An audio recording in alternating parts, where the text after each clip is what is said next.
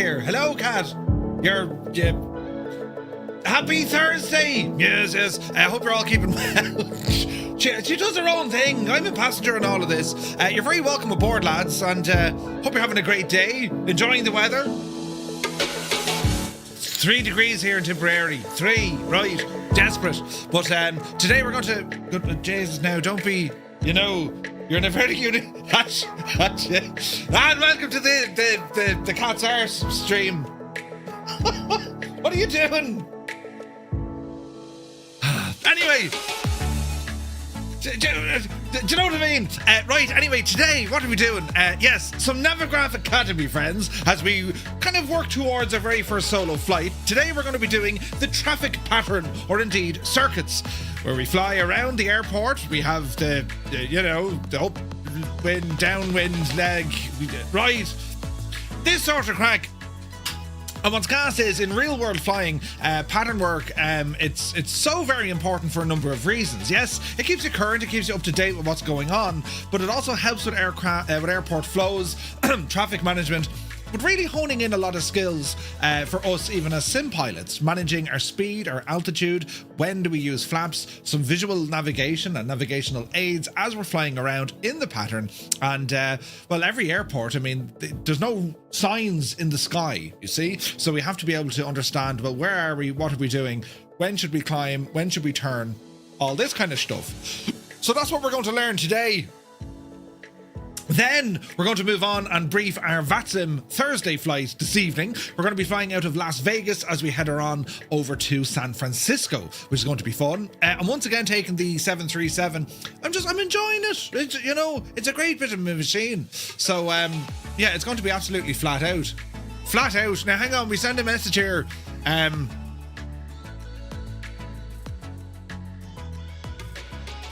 Buttons need to be pressed here at an alarming rates. I've been really enjoying the Navigraph Academy. I mean, it's kind of, it brings us all back to basics, learn new skills, and just kind of refresh the stuff that it is that we're doing. You see, and we've done quite a bit now. I mean, we've done our steep turns, our climbs, descents, the whole shebang, stall, and maintaining very slow speed as well. We did takeoffs and landings last week. Today we're going to do, the traffic pattern.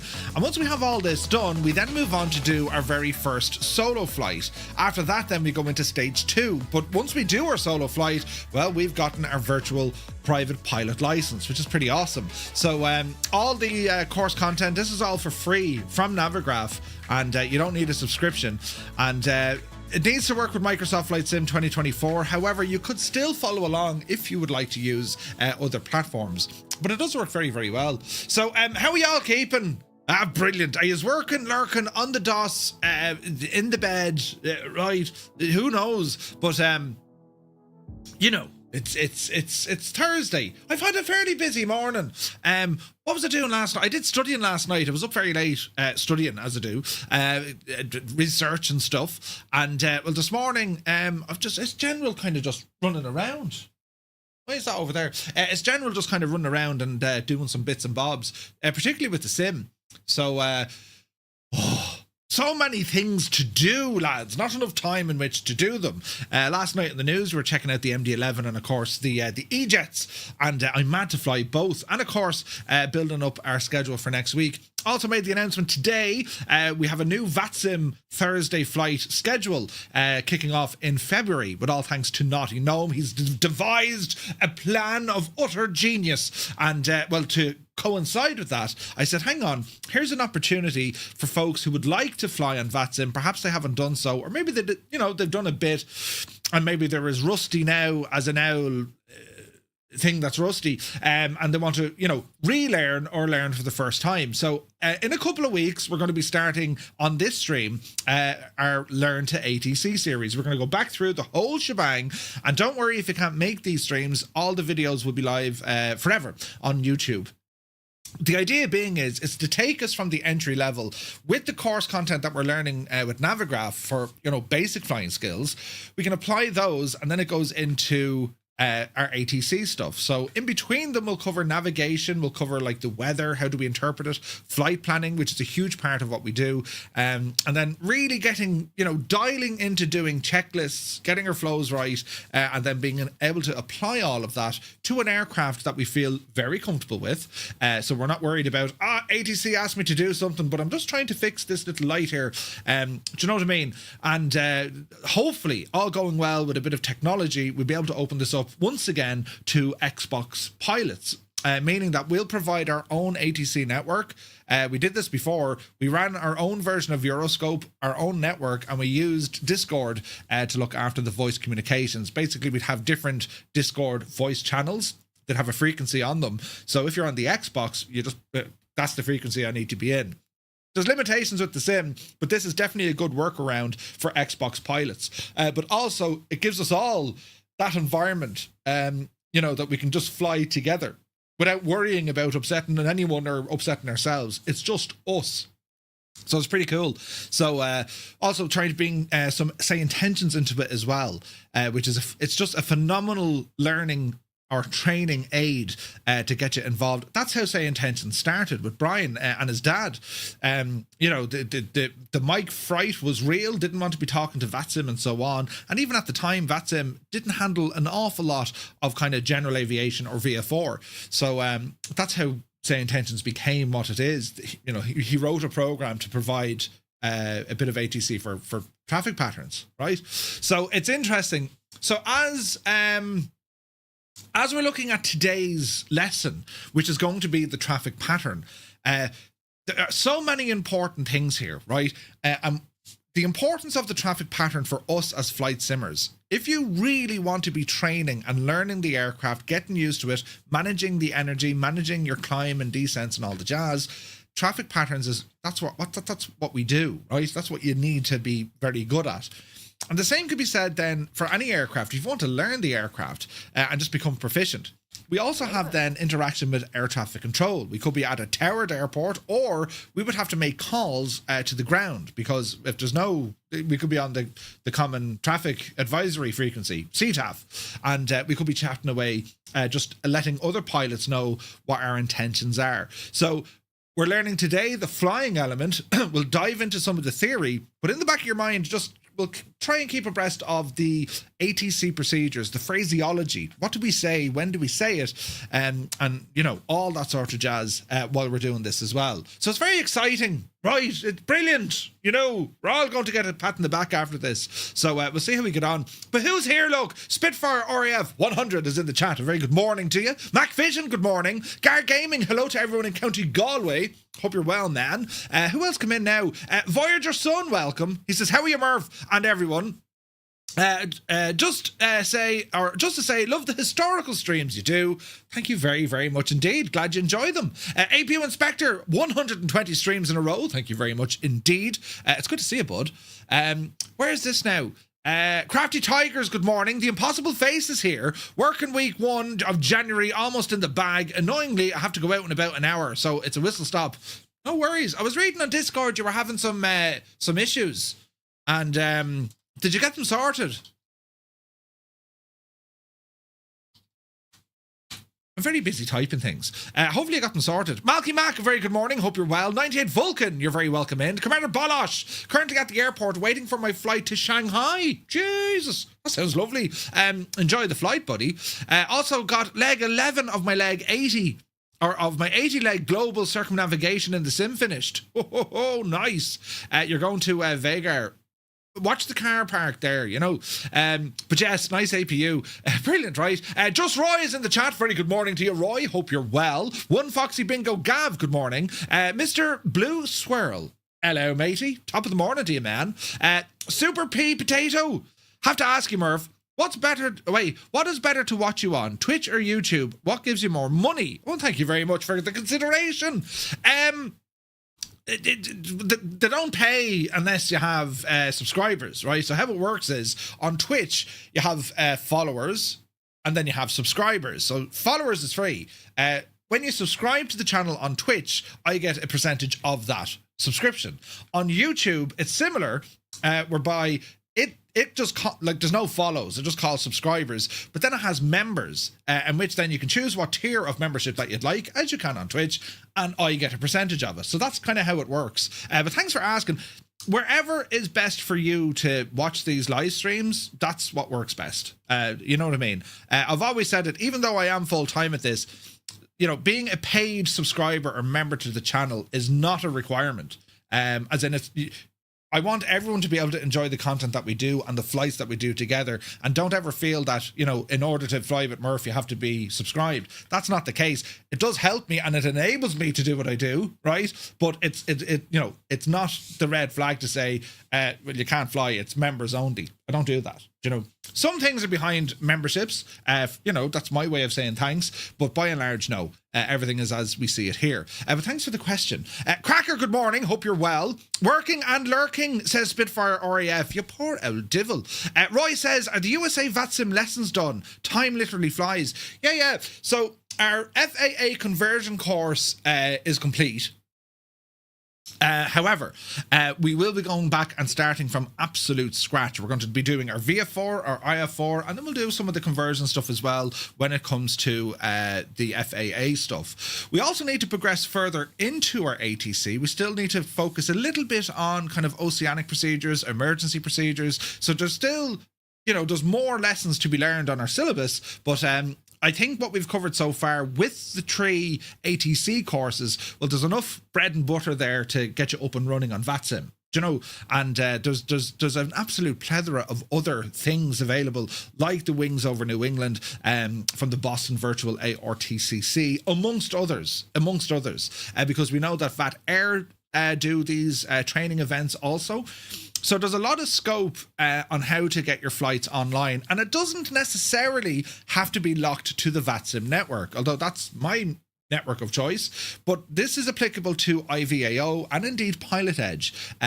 So there's a lot of options there, and of course you can do your training using, say, intentions, if that's something that you'd like to do. Again, we're doing so many things whilst flying in the sim, right? We're maintaining the aircraft, navigation, engine, all of that. Then we have to look at the communication. Then we have to figure out the plan. We're monitoring the weather and other air traffic as well. And this is where flight simulators really do help out when it comes to real world flying, because it's that sense of multitasking. It's right, I'm flying the plane, I'm navigating, and I'm communicating. Aviate, navigate, communicate. You've heard that said before. And it's true. What you're doing, you're building muscle memory, and you're also multitasking, which is a requirement, a demand, in fact, from pilots. They must be able to multitask and know what task needs what priority when. Do you know what I mean? And it's fun. The whole thing is fun. So, yeah. Lots to do. Kill Switch, good morning. Working and lurking, you're very welcome in. Jefferson 2001, the man, the myth, the legend, has rambled in. What news of the realm? He says, good morning to you, Murph and Fireflies. Fun fact, Earth's rotation is changing speed. It's actually slowing down. This means that, on average, the length of a day increases by about 1.8 seconds per century. In 600 million years ago, a day lasted just 21 hours. Be Janie then, Jefferson. I feel enhanced in all my life goals now. Right? Does that mean in another 600 million years it's going to be 27 hours or 28 hours? It's fascinating stuff. I thought it'd be like 1.8 seconds per century. Do you know?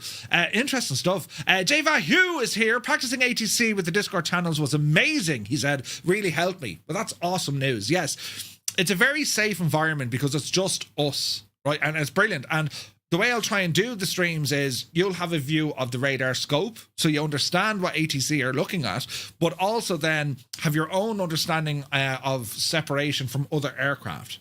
It's class. Like, it really, really is. And it's not to say, for God's sake, we're only going to be doing ATC stuff. Not at all.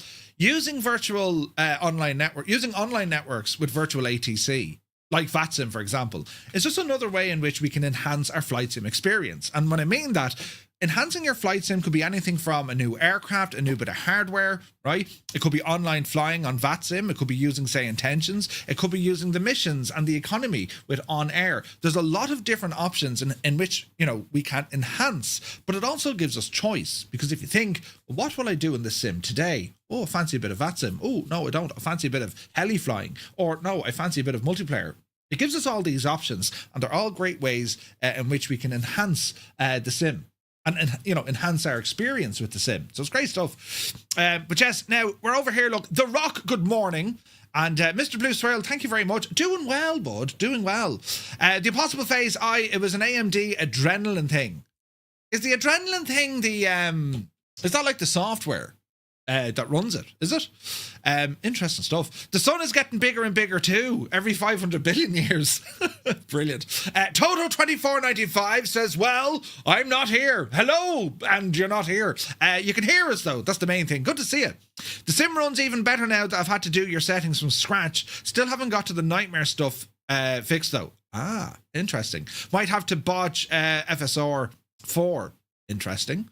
So what training in store today, asks The Rock? We're going to be doing the traffic pattern circuits. And it's a great way to learn the aircraft, learn the airport, and get familiar with a bit of ATC. It's quite safe. There's a couple of things we have to do. It's quite repetitive, right? But it's always fun. It's always fun. Doing a traffic pattern, as we'll go through it with all the theory, it is the assigned routing around an airport. Right? And once you understand how the traffic pattern works, it opens up the doors to understanding approaches, departures, right? It opens up all these doors because you'll have fundamental knowledge of how this traffic pattern, or in the US they call them circuits, how all of this actually works. At what altitude should I be at? Where in the airfield or on the airfield should I be at? What range from the airfield should I be flying? What speed? What altitude? If you learn all this stuff, all flying at any airport, anywhere in the world, becomes a little bit easier. There are 2 rules when it comes to, well, there's more than 2, but there's 3 big rules to remember with a traffic pattern.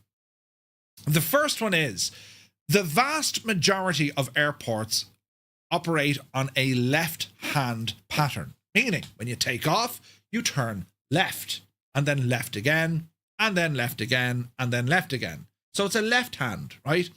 On your aeronautical charts, unless it's stated, the traffic pattern is to the left. Now, some airports operate a right-hand traffic pattern. Anyone give me an idea as to why you might have a right-hand traffic pattern as opposed to the standard left-hand? Think about this now. Why would they want you after takeoff to go to the right as opposed to the normal left? Have a think on that.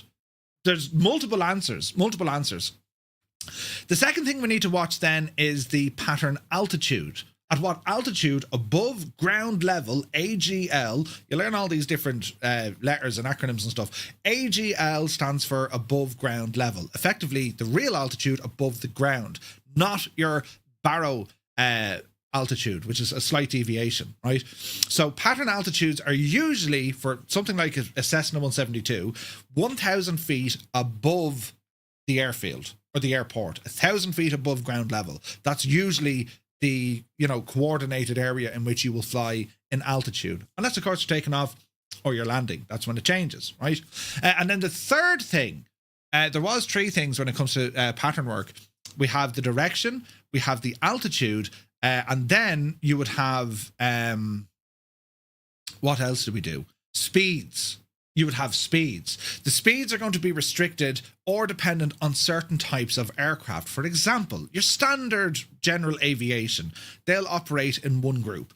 Then you might have faster aircraft. Think of like turboprops or jets. They'll operate somewhere else. And then you'd have things like military or helicopters. They might operate in a different area as well. So there's a little bit to learn, but don't let it flood you. If you start with something like a Cessna 172 or a small general aviation aircraft, you'll figure this out fairly quick. It's not mad, like, do you know what I mean? So but yes, where is this now?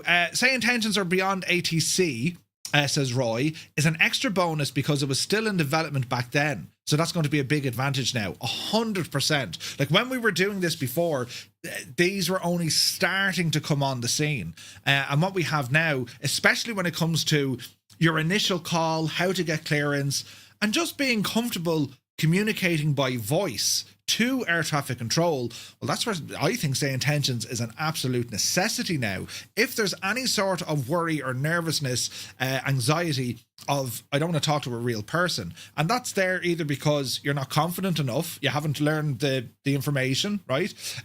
Or it could be just preference. It could be just preference. You know, you could find it difficult to understand perhaps what ATC are saying. There's all of these things that come into it. So yeah, they are wonderful tools. Really, really are. Not seen any First Wings events recently, says Gav. They're coming soon. They're coming very, very soon. Do you know? Loca says, just us is not safe environment. We all have the same diagnosis. We all smell avgas as channel number 5, right? Locus, good morning. Sim Guy, how are you? Ian Fisher is here. Hope you're keeping well. It's the equivalent to the NVIDIA GeForce experience. Gotcha now. Okay. So let me see. Super P Potato, guessing there is a difference with GA and airliners big time. There are, but the fundamentals remain the same. And you'll see a lot of that. I mean, airliners, the big, massive ones, they can do a visual approach. By doing a visual approach, they need to be aware, once again, of the traffic pattern.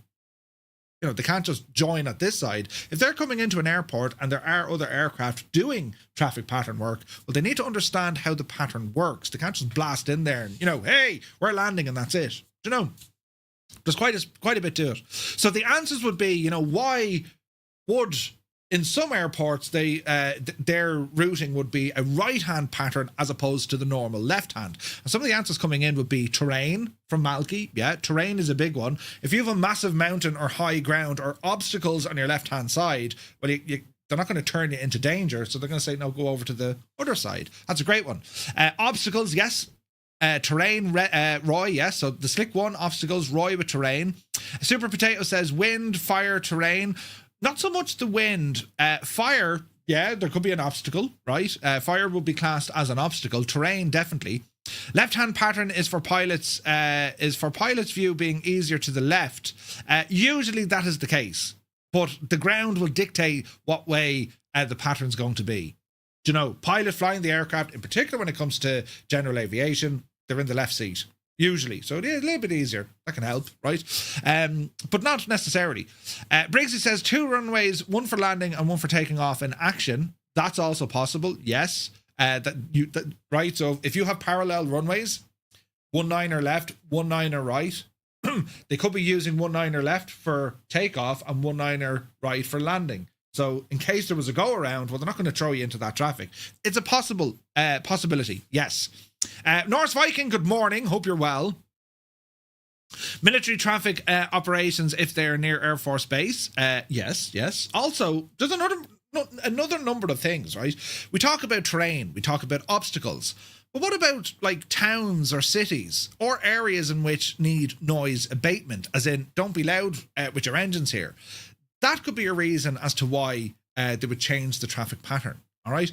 We don't need to worry about it too much. We just need to know, unless the chart states it's a right-hand pattern, we go left.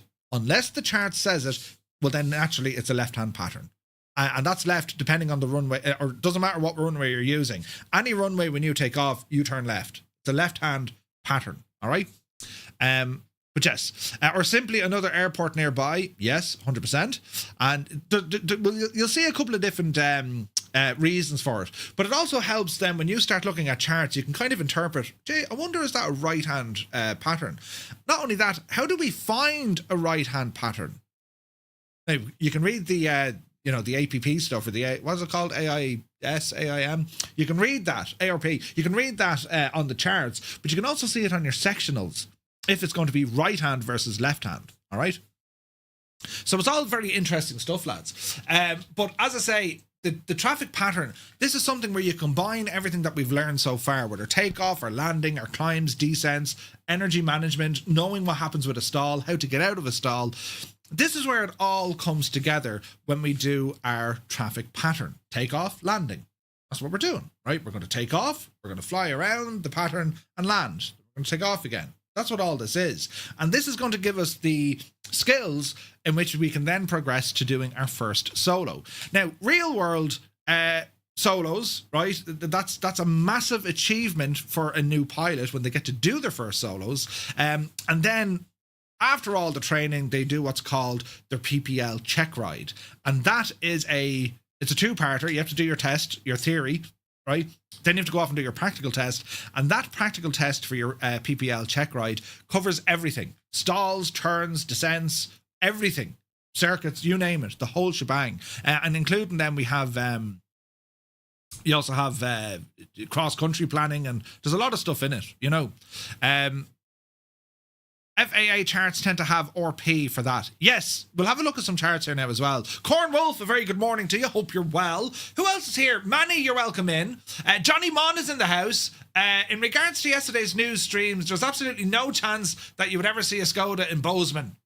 Listen, I'm going to change that, Johnny. You know, I need to get on. Skoda, it's Murph. Listen, I have a great idea. Do you know? Hey, it's Lazy. Welcome in. Good morning from Idaho, 4:23 a.m. Jeez. Good morning. Put the kettle on. Airbus virtual pilot glider traffic nearby. Yeah, so that would be classed as another obstacle. There could be parachutists. This is a big thing at airports. Parachuting. So depending on where they're going to be coming in, if they're taking off and their landing zone, the LZ for parachuters, if that's over on the right-hand side, well, you're grand going left. On the left-hand side, well, you have a bit of things to consider. Up in, what's it called? Jesus, what's the name of it? What is the parachuting place above the road? It'll come to me. But even here in Ireland, they do it. Do you know? Airspace nearby larger airports. Yeah, there could be restricted airspace. Absolutely. That's one of them, right? We'll go in and have a look at some of the options here before we get cracking into the lesson, just to explain it a little bit more, right? Captain McCoy, good to see you. Australia here says Ballarat. No, Ballarat. Ballarat or Ballarat? Welcome in, buddy. 737 Project, 9:30 p.m. on Thursday. A very good evening to you. Hope you're well. Right, we'll come over here and we'll show you what the crack is. So what we have, in addition to what Navigraph has, right? Merv, are you flying the 73 cargo tonight? If you have the livery ready, yes. If not, I'll just go with the passenger version. Parapenting, motorized parachuting. No, more kind of parachuting, as in just, you know, people parachuting. It could probably possibly be paramenting or parapenting, motorized stuff, but that could be down to ATC or local traffic. It may not give you the reason in which you're going to change the traffic pattern. Clonbelogue, Spids, that's the one. Clonbelogue. Right, I want to show you this on the traffic pattern, right? Because we do have our own information. So what we're going to do, if we ramble on over to twotonemurphy.com, right? I'll show you this now briefly. And this is all for free, by the way. And if you go into the latest course and go into the ground school document, because we have information here. What is Clonbelogue? It is an airfield in Ireland. An airfield in Ireland.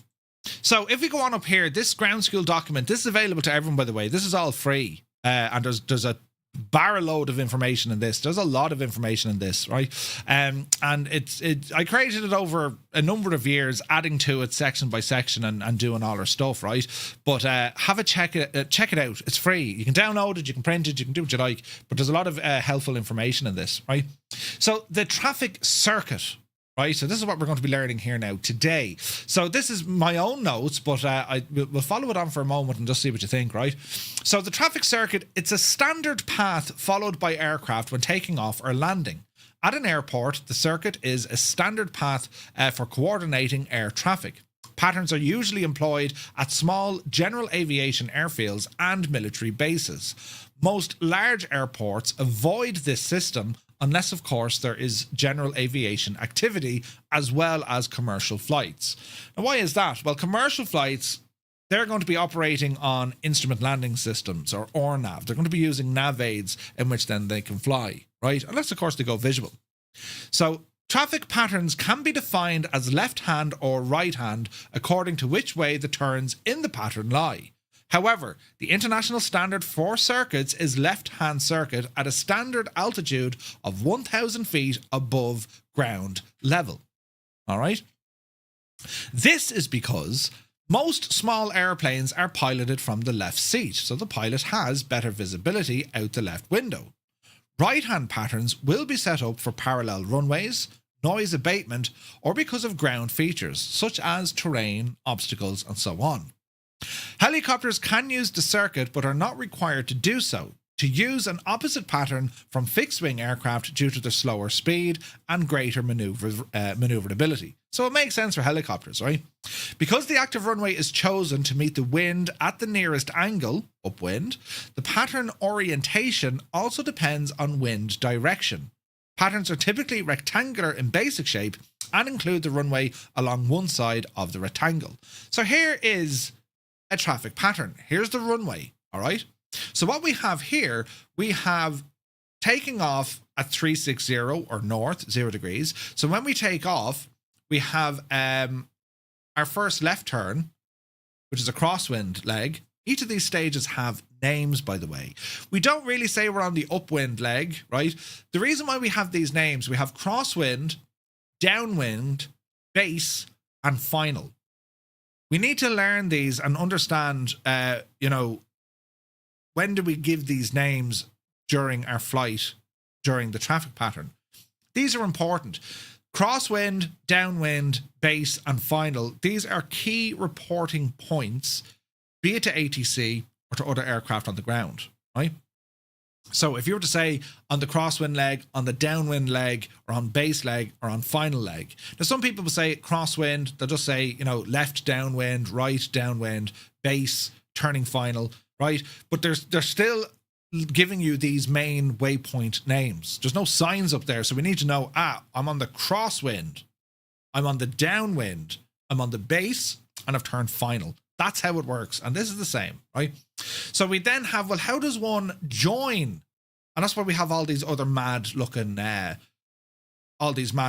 lines here, because we have different ways in which we can join the airport. If we're just taking off and landing at the same airport, we're not worrying about joining it because we're in the pattern already. We take off, we get to our altitude, we do our cross leg, our downwind, our base, and then our final, and we just keep doing it over and over and over again.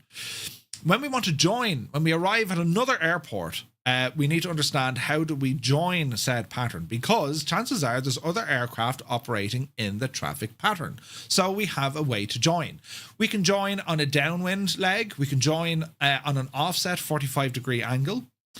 We can do a midfield arrival. So you overpass the airport on the, as they call it, the live side or the dead side, right? So midfield. So we've all these different options. Don't worry too much yet about joining. Our mission today is just lock in the traffic pattern. We just want to be able to fly the traffic pattern and get comfortable with it, right? I missed the midfield term. I reckon it's not relevant in the naming of a pattern. Midfield, I mean, it's a very Americanized thing, right? We don't get that in Europe. At least I haven't come across it.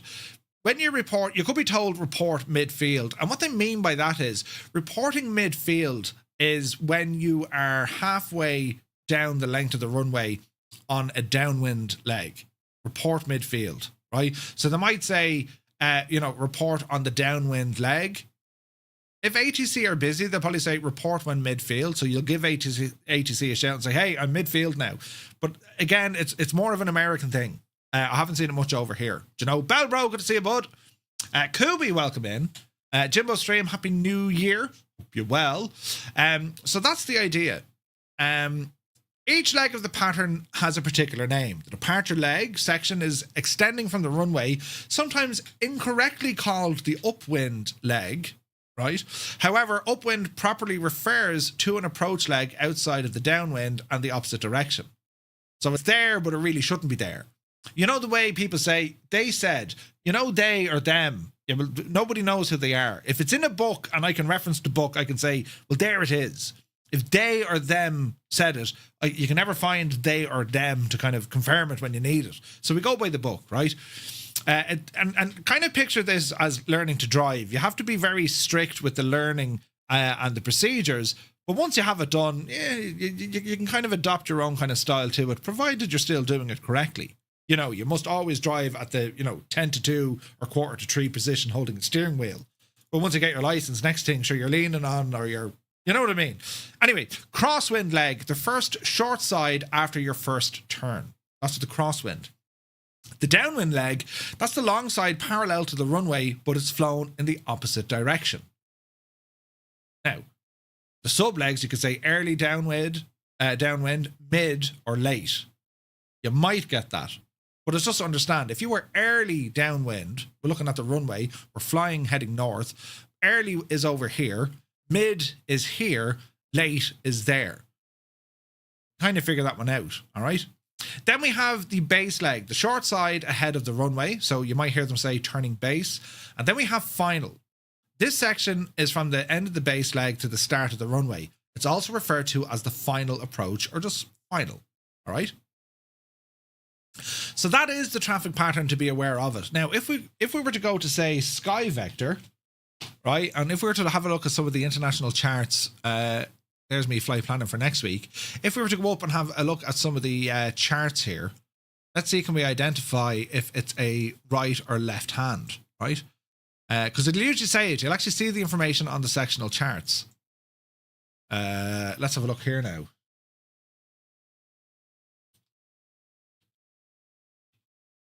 Let's see if we can find the devil.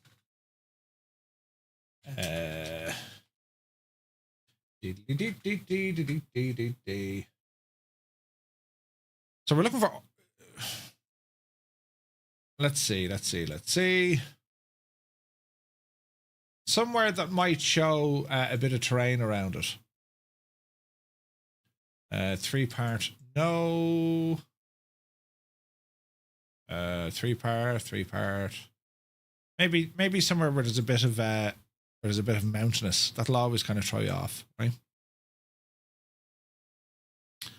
Let's see here now. Here we go.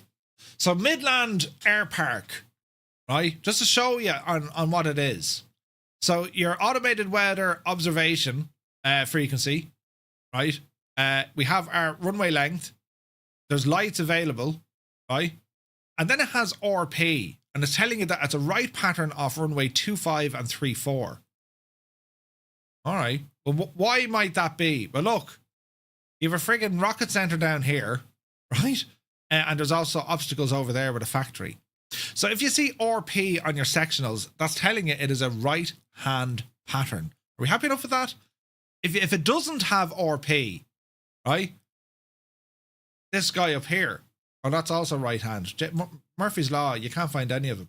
Here's one down here. Oh, that's right pattern as well. Here's one here. Fort Stockton. That doesn't have RP. Therefore, it is a left-hand pattern, right? So this one here, ASOS is on that frequency, 3011, 3011 elevation, I suppose. Lights available, and then 7,500 feet. Will that be 7,500 or 750? You get the length of the runway on this as well, right? So 62. Is it 62? Let me see. We can go in and check all this, because the good news about all of this, lads, there is a key to all of this, and it'll explain how all of these work. It doesn't tell you how long it's been since I've used it. So if we go in and click on the airport itself, let me see here now. Surveyed elevation is 2613, right? So 2613 is our elevation, okay? And then we're going to see the length of the runways. So we can see dimensions are 6,236. So we have 62. So 6,200 feet. So that's what we're looking at here. So just to be crystal clear on this, lads. You have the elevation of the airport, which is here. Yeah, that guy. The L means that there are lights on the runway. 62 is the length of the runway by hundreds of feet. So 6,200 feet. And then we have CTAF frequency, 1228. There's no RP on this. So when we look at any other airport on the charts, if we can locate one, for example, go back up to where we were. Winston Field. So we can see Winston Field elevation is 2430, so 2,430 feet. There are lights there. Longest runway is 5,600 feet or 5,600, and it's a right pattern of runway 8 and 17. That making sense? Are we happy enough with that? It is making a bit of sense, yeah? Okay, so that's how we can see it on charts. You can also you can do more. I mean, you can go in and look at the actual airport as well, the AIP. That'll explain to you as to exactly why that's the case, yeah? So this one here, Roswell Air Center, again, we can see elevation 3671. There's lights. The longest runway is 130, so that's going to be 1,300. Bloody hell, huge. And it's a right pattern. Does Navigraph show RP? Yeah. So Navigraph have access to these charts as well. Sky Vector is free, right? Outside of Europe or outside of the US, you're a little bit limited, but they will give you some information for most airports, right? Most airports will give you information. But if you were to go into, say, Navigraph have now included Rogers VFR charts for Europe, which is absolutely insane. So if I were to go in and have a look at the VFR charts in Europe, here we are in Ireland, for example. Here is Clonbelogue, and we can see the same sort of stuff, right? Clonbelogue, elevation 240, frequencies, runway, and then what it's like. Do you know what I mean? Doesn't say right there. Sligo is left. But if you're taking off from 2.8, it's right. It's a right hand pattern, right? So if we go into Sligo, for example, just to show you something a little bit different. Where is this now? Will it say it? Caution, low level turbulence, prior takeoff and arrival, runway threshold. Runway, happy, threshold glide, takeoff, length, takeoff. Let's see. Copter, that's all helicopter stuff. Australian Navigraph charts are a bit naff. Time to move to my neon. My neon, don't know what that one is. Pilots are warned of presence of birds and approach during October and March. That's birds. Radio communication, that's what to do. So if in doubt, check your charts. That's the easiest way to do this. Oh, Neofly, gotcha. I thought I said that there for Sligo. Should say that for Sligo. Should be right hand. Approach. VFR approach chart. There's the hold. Here's Sligo. Usually off runway 28, it's a right turn. Usually. Probably could go left, but I've always gone right. Anyway, you get the idea. You'll have to check the chart to be sure. If it doesn't specifically say RP or right pattern, it's left. You just go left. All right. And then this is with Navigraph charts. I mean, they've covered all of Europe now with the Rogers charts. Like, it's excellent. This is excellent coverage. I've never had this in a flight sim before, and even to get this real world stuff, you'd be huge money. Or you'd be just printing off VFR sectional maps, right? So yeah, pretty cool that we have this with Navigraph. P.S. Miranda, good to see you, bud. So that's the spiel, right? The traffic pattern. We're going to ramble over to Navigraph now and learn what it is that we're doing, because this is our lesson for today. So the traffic pattern. Today we're going to bring it all together. Flying the circuit combines every maneuver you've practiced so far, along with repeated takeoffs and landings inside the airport traffic pattern. This is our final step before going solo, and it's time to perfect our skills. The standard pattern is a standardized path that airplanes follow around an airport. Today we're going to practice flying each leg of the pattern accurately and learn the procedures that help the Cessna perform well and establish a stable final approach. Mastering this is going to give us the skills to perform precise takeoffs and landings, not just at the airport where we will train today, but at any airport in the world. The traffic pattern is made up of several standard legs, as shown in the graphic below. Most patterns are left-handed, meaning that they are flown using left turns only. For a Cessna, a typical traffic pattern altitude is about 1,000 feet above ground level. Since the airport for today is over at Alterheim, it's located at 1,300 feet above mean sea level. Therefore, we must be 1,000 feet above ground level. 1,300 feet plus our 1,000, we're going to be flying at approximately 2,300 feet. Make sense? Okay. Here is Navigraph. We can see the departure, the crosswind, downwind, base, and final. Looks a little bit more easier to follow. So you have departure side, then we have our crosswind, our downwind, our base, and our final. All right. Roy says, maybe a stupid question, but how do you know if you are entering a specific airfield, how to enter the pattern? How do you know if you are entering a specific airfield and how to enter the pattern? You're planning, Roy. Like, there's nothing comes to chance without briefing. I'm going to fly here. These are the alternate airports. It all comes back to your planning. We don't just fly it blind. You have to look, like when you're in the real world, you are spending considerable time planning your flight and you have access to your charts. So you'd have to, you'd be aware of, if I have to get to this area, what do I do there? So in the real world, it's just not a thing because you have to spend your time planning your flight. Do you know what I mean? I think Orbex have a nice suite of French GA airports. Yeah, they do. Absolutely do. So that's our traffic pattern. Using visual landmarks. Flying the pattern is no different from maneuvering the airplane at other times. You're still flying visually, and looking outside should remain your primary reference for both pitch attitudes and bank angles. Since the pattern consists of perpendicular legs, you can use landmarks on each leg to maintain accurate headings. Before turning, look outside, pick a landmark directly off your left side, and then roll out towards that reference point to complete the maneuver. All right. Dave Cleary, legend Dave. Welcome in, Dave. So that's the idea. By, visual flight rules and, we're watching out the window, we can pick visual landmarks or visual reference points. Now, these can be things like a factory, it could be a forest, a river, right? This kind of stuff.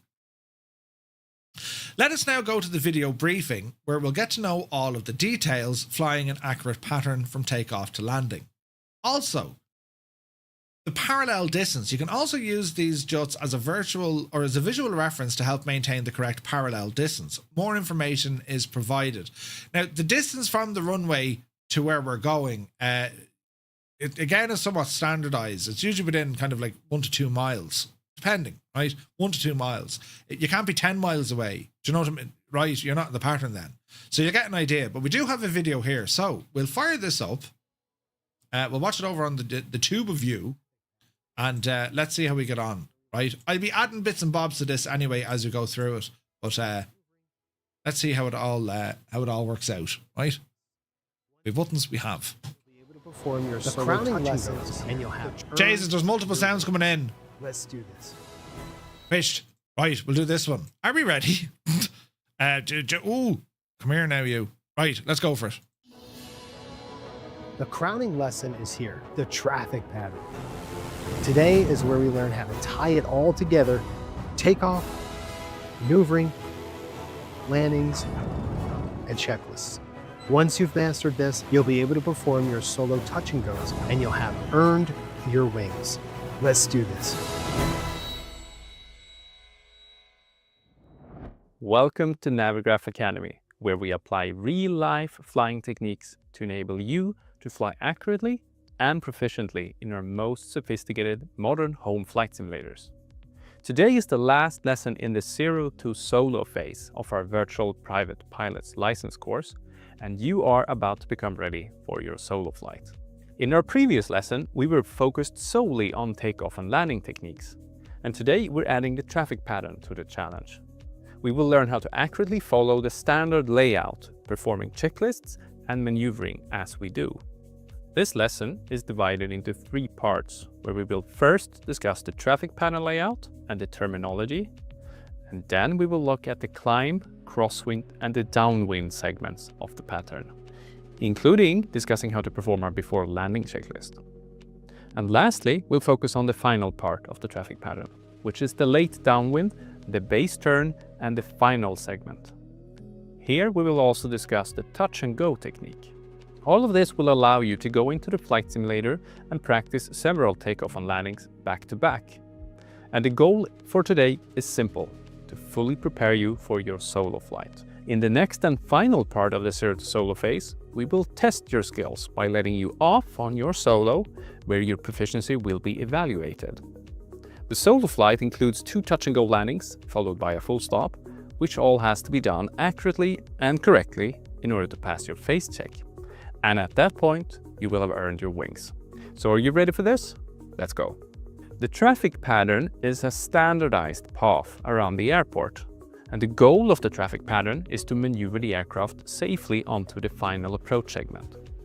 That is a segment which we covered on our last session. But to reach this point, the aircraft will follow a series of legs around the airport, usually forming a rectangular path consisting of left turns, as left-hand patterns are the standard.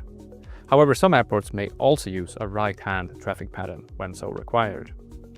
Let us now consider an aircraft practicing repeated takeoff and landings, which is called touch and goes, just like you will be doing soon. First, we should note that planes always take off and land into the wind.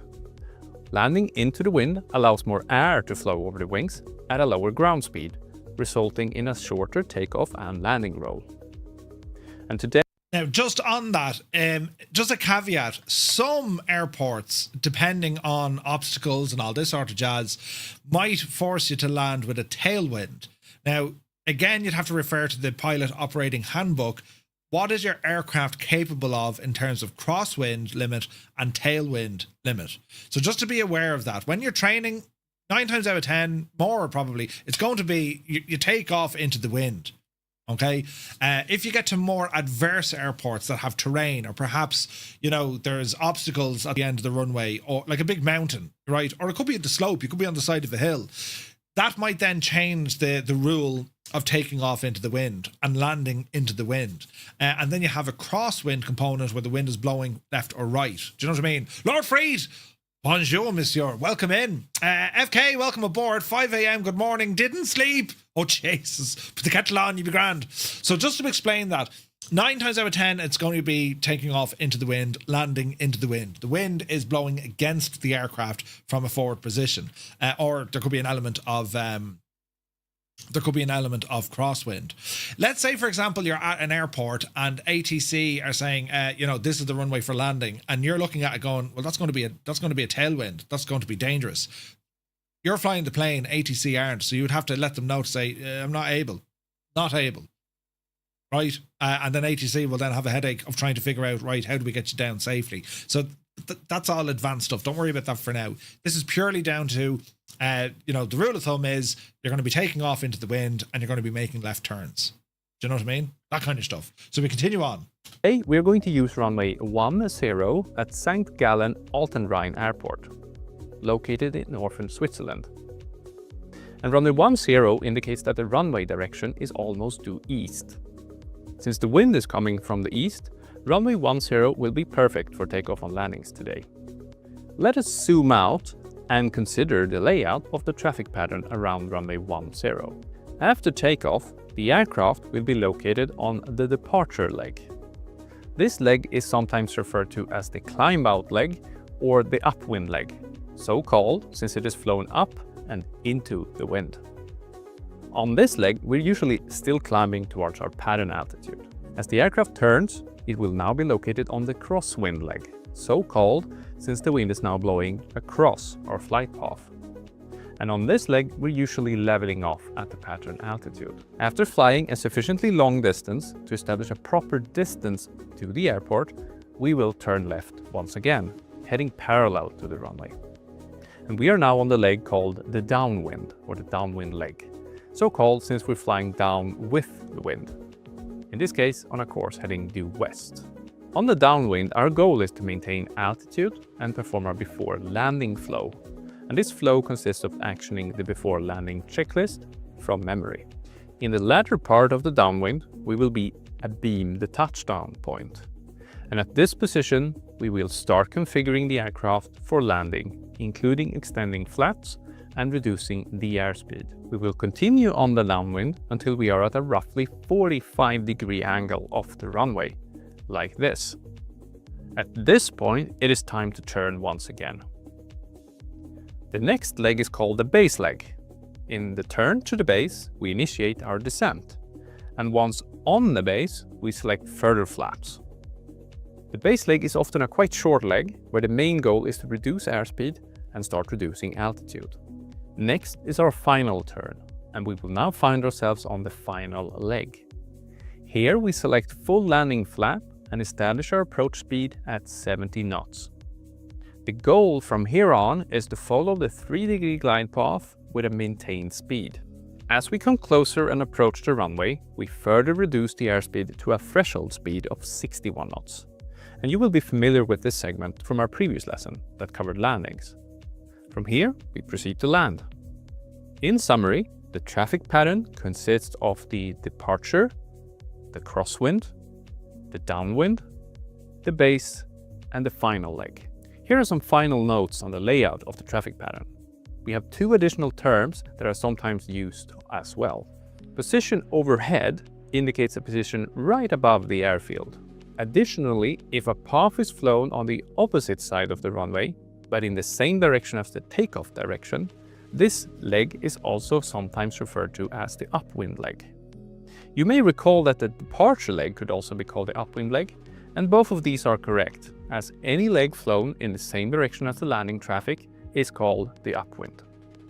Now that we know the general layout of the pattern, let us shift our focus to the procedures, the power settings, and the airspeeds that correspond to each of these legs.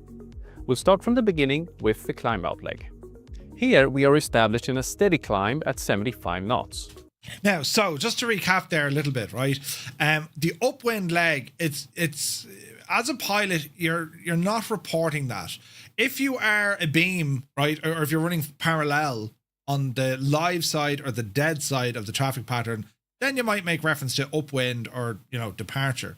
But usually, not to overcomplicate this, but when you're taking off, if ATC are there, they know you're taking off because they've cleared you. Or if, you're reporting directly to local traffic, you're telling them, I'm now taking off. You could then report cross, or more than likely, you just report on the downwind leg. All right.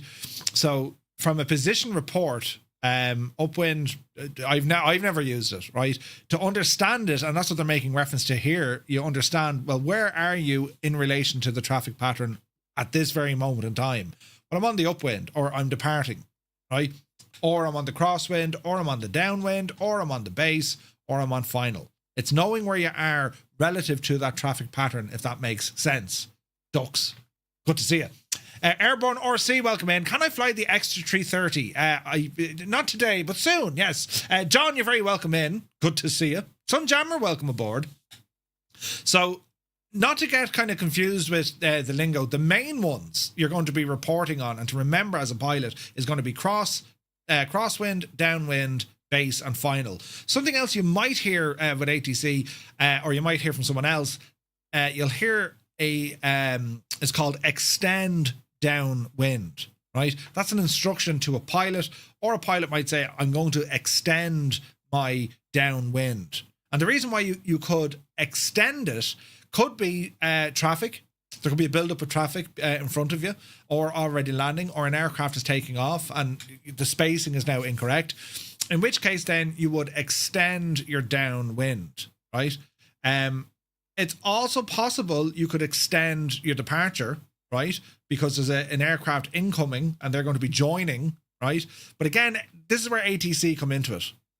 They're in control of this. If you're at a non-towered airport and you're reporting to CTAF or you're on Unicom or whatever, that's where you would be given these reports. But the main ones are going to be cross, wind, downwind, base, and final. They're the main ones you're going to be looking at.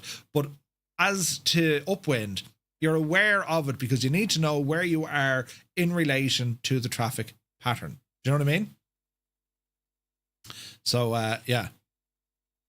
But you don't report it. Yeah, 100%, Ducks, 100%. So, best is to be upwind of Murph after a few Guinness. Yes, always be upwind. Yes, 100%. The upwind.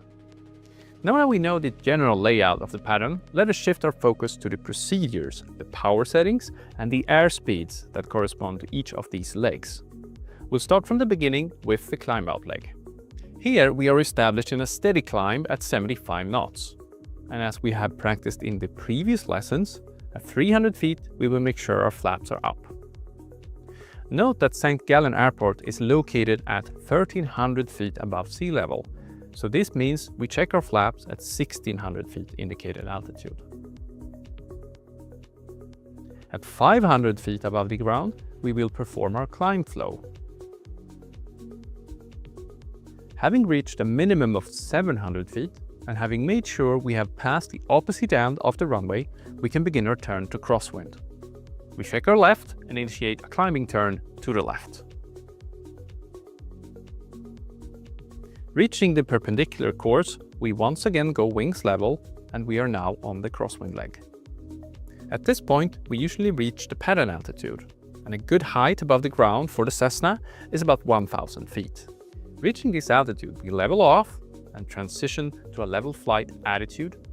Checking the runway, we can estimate if we have reached a proper parallel distance to the runway. If we have, we find a landmark to our left and we turn downwind. We stop the turn at the landmark. We can cross-check that our course is parallel to the runway by checking the heading indicator. Once we've checked the heading, we switch over to using our landmark as the primary reference point to maintain the parallel track. Once on the downwind, we look left at the runway and consider how wide our parallel distance is. It is important that we do not make the parallel distance too narrow, as this may give us a very short base later on, which would make it a lot more difficult to reduce enough altitude before hitting the final leg. On the other hand, too wide of a downwind would cause the pattern to be too big, and it would take a long time to fly the whole pattern profile. This could impede the other traffic at the airport, as well as reducing our own time spent practicing takeoff and landings. At St. Gallen Alten Rhine Airport, flying just outside these two juts would put you at a good zero-wind parallel distance to the runway. As a side note, this is also the published downwind location at St. Gallen, as is evident on the visual flying rules map of the area, shown here in Navigraph charts. As you can see, the published traffic pattern lies just outside the two island juts, just where we expected it to be. Pretty cool, huh? We will look into how to use Navigraph charts to assist our flight planning in your next lessons. For now, let's return to the traffic pattern training. Once we are stable on our downwind course, fully trimmed for level flight, it is a good idea to perform the before landing flow. This consists of the following items. Fuel selector, both. And this is in the 12 o'clock position. Having this in both prevents one tank from running dry at an inopportune time. The next item, mixture, rich. This gives the engine the best cooling and the best performance at a low altitude. Landing and taxi lights on. This makes us more visible to other traffic. Autopilot off. This ensures we are in full control of the aircraft. We continue flying towards our landmark, heading for the abeam point. And at that position, the approach will begin. But before we delve deeper into the approach, let's hear Jason explain how we expertly fly the climb out, the crosswind, and the downwind segments. Here we are on the runway and have just begun our takeoff roll. I reach 55 knots and then I rotate. Let's accelerate to climb speed. We'll raise our nose to climb attitude. We are now on the climb out leg. Like we discussed last time, it's important to maintain 75 knots and to track the extended center line. Thus, I check behind me to ensure that I'm still following the runway's direction. This looks good. At 300 feet, we're going to check that our flaps are up. We continue the climb towards 500 feet. At 500 feet above the ground, I perform our climb flow. As we learned last time, this consists of checking the power to full, checking the mixture to rich, and checking that the engine instruments are in the green. I see we're above 700 feet over the ground, so it's time to turn crosswind. I check left for any traffic and pick out a good landmark to turn toward. I began the turn. Remember, in a climb, we should only bank 20 degrees. I'm now looking for our landmark. There it is. Let's go wings level. We are approaching 1,000 feet above the ground, our pattern altitude here. Let's level off. Things move fast from this point on. Let's trim.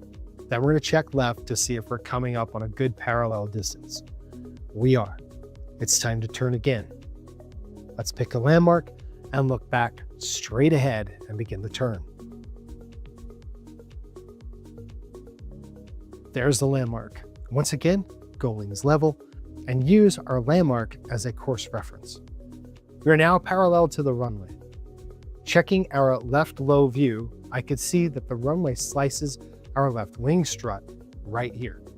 This is good. After making sure I am trimmed and stable at altitude and we're on our course, it's time to do our before landing flow. I use the cockpit view and begin. Fuel selector both, mixtures rich. We move into the instrument view. Landing and taxi lights are on. Autopilot is off. We then look up again and check that we're still tracking towards our landmark.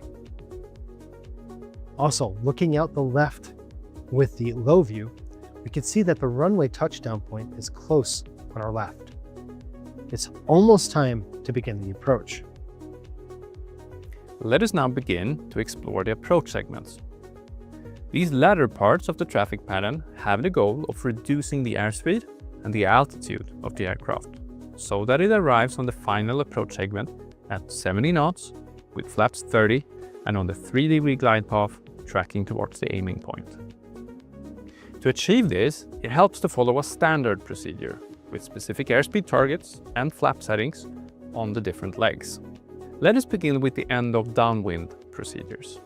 Coming up abeam the touchdown point, we reduce our power to 2000 RPM and select flaps 10. This is the first notch of flaps. While doing this, we maintain our altitude, and this will allow us to reduce the airspeed to the target of 80 knots. We continue on level flight for the rest of the downwind leg. Once the touchdown point is approximately 45 degrees behind our left wing, it is time to turn base. Before entering the left turn, we reduce our power to 1700 RPM, and we'll allow our nose to drop slightly. We check our left and find our landmark and turn. As we turn base, the aircraft will have begun descending. Coming up on the base leg, perpendicular to the runway, we select flaps 20. We now have a target airspeed of 75 knots. And this will give us a steady descent with the RPM still at approximately 1700. On the latter part of the base leg, we can usually see the PAPI, or visually judge our glide path angle. If we are high or low, we can change the power and the pitch to correct. It is time to perform the base to final turn. The timing of this turn determines if you perform a perfect turn onto final, or if it becomes an overshoot, like this, or an undershoot, like this. Just a few words on the risks associated with the base to final turn. So in real life, many accidents have unfortunately resulted from pilots attempting to narrow the turn radius in an overshoot situation.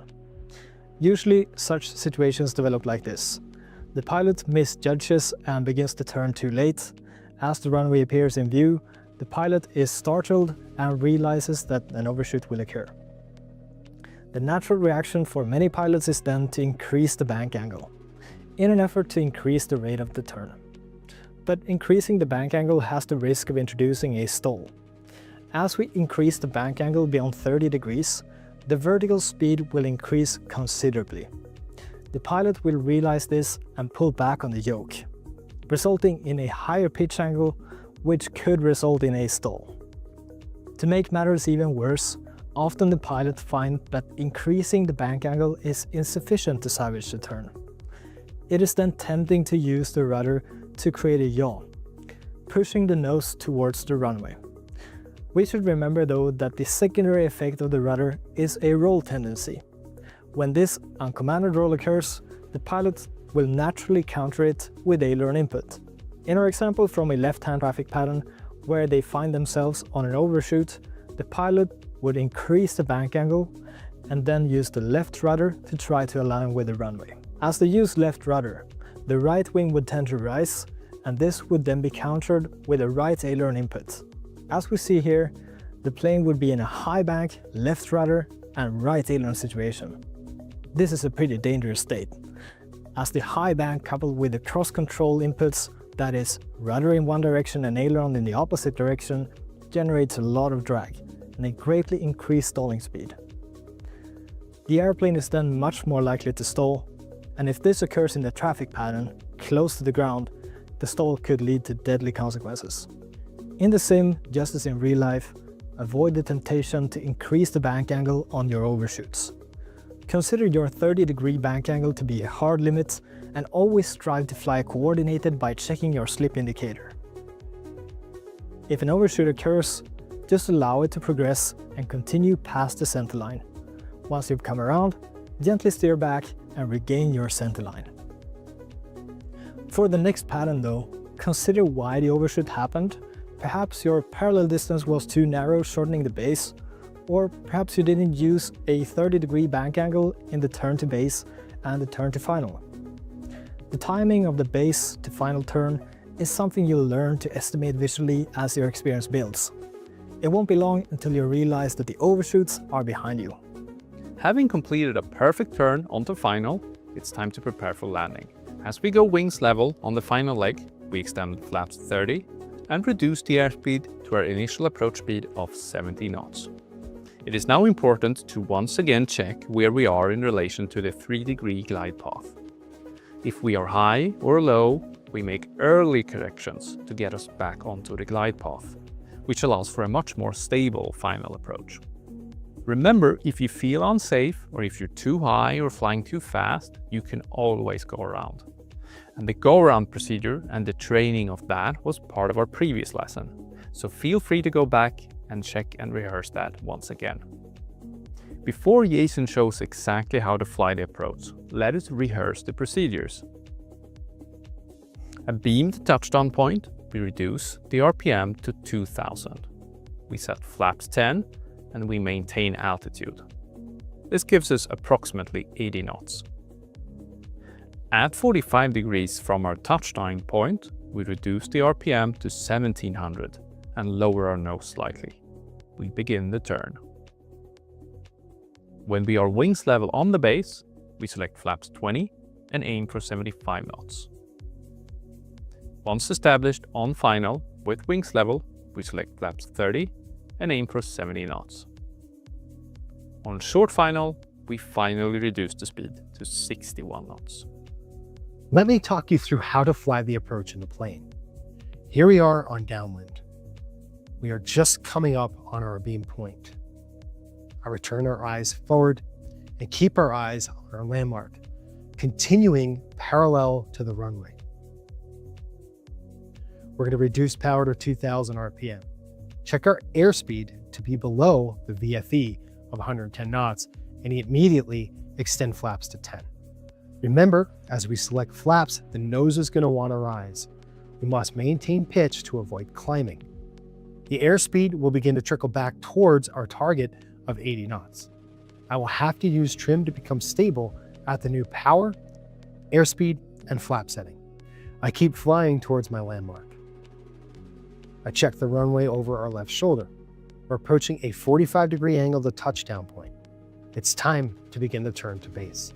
We're going to check our left quickly for traffic and a landmark to turn toward. As Martin said here, we want to start descending before we turn. Thus, I first reduce RPM to about 1700 RPM and let the nose fall slightly.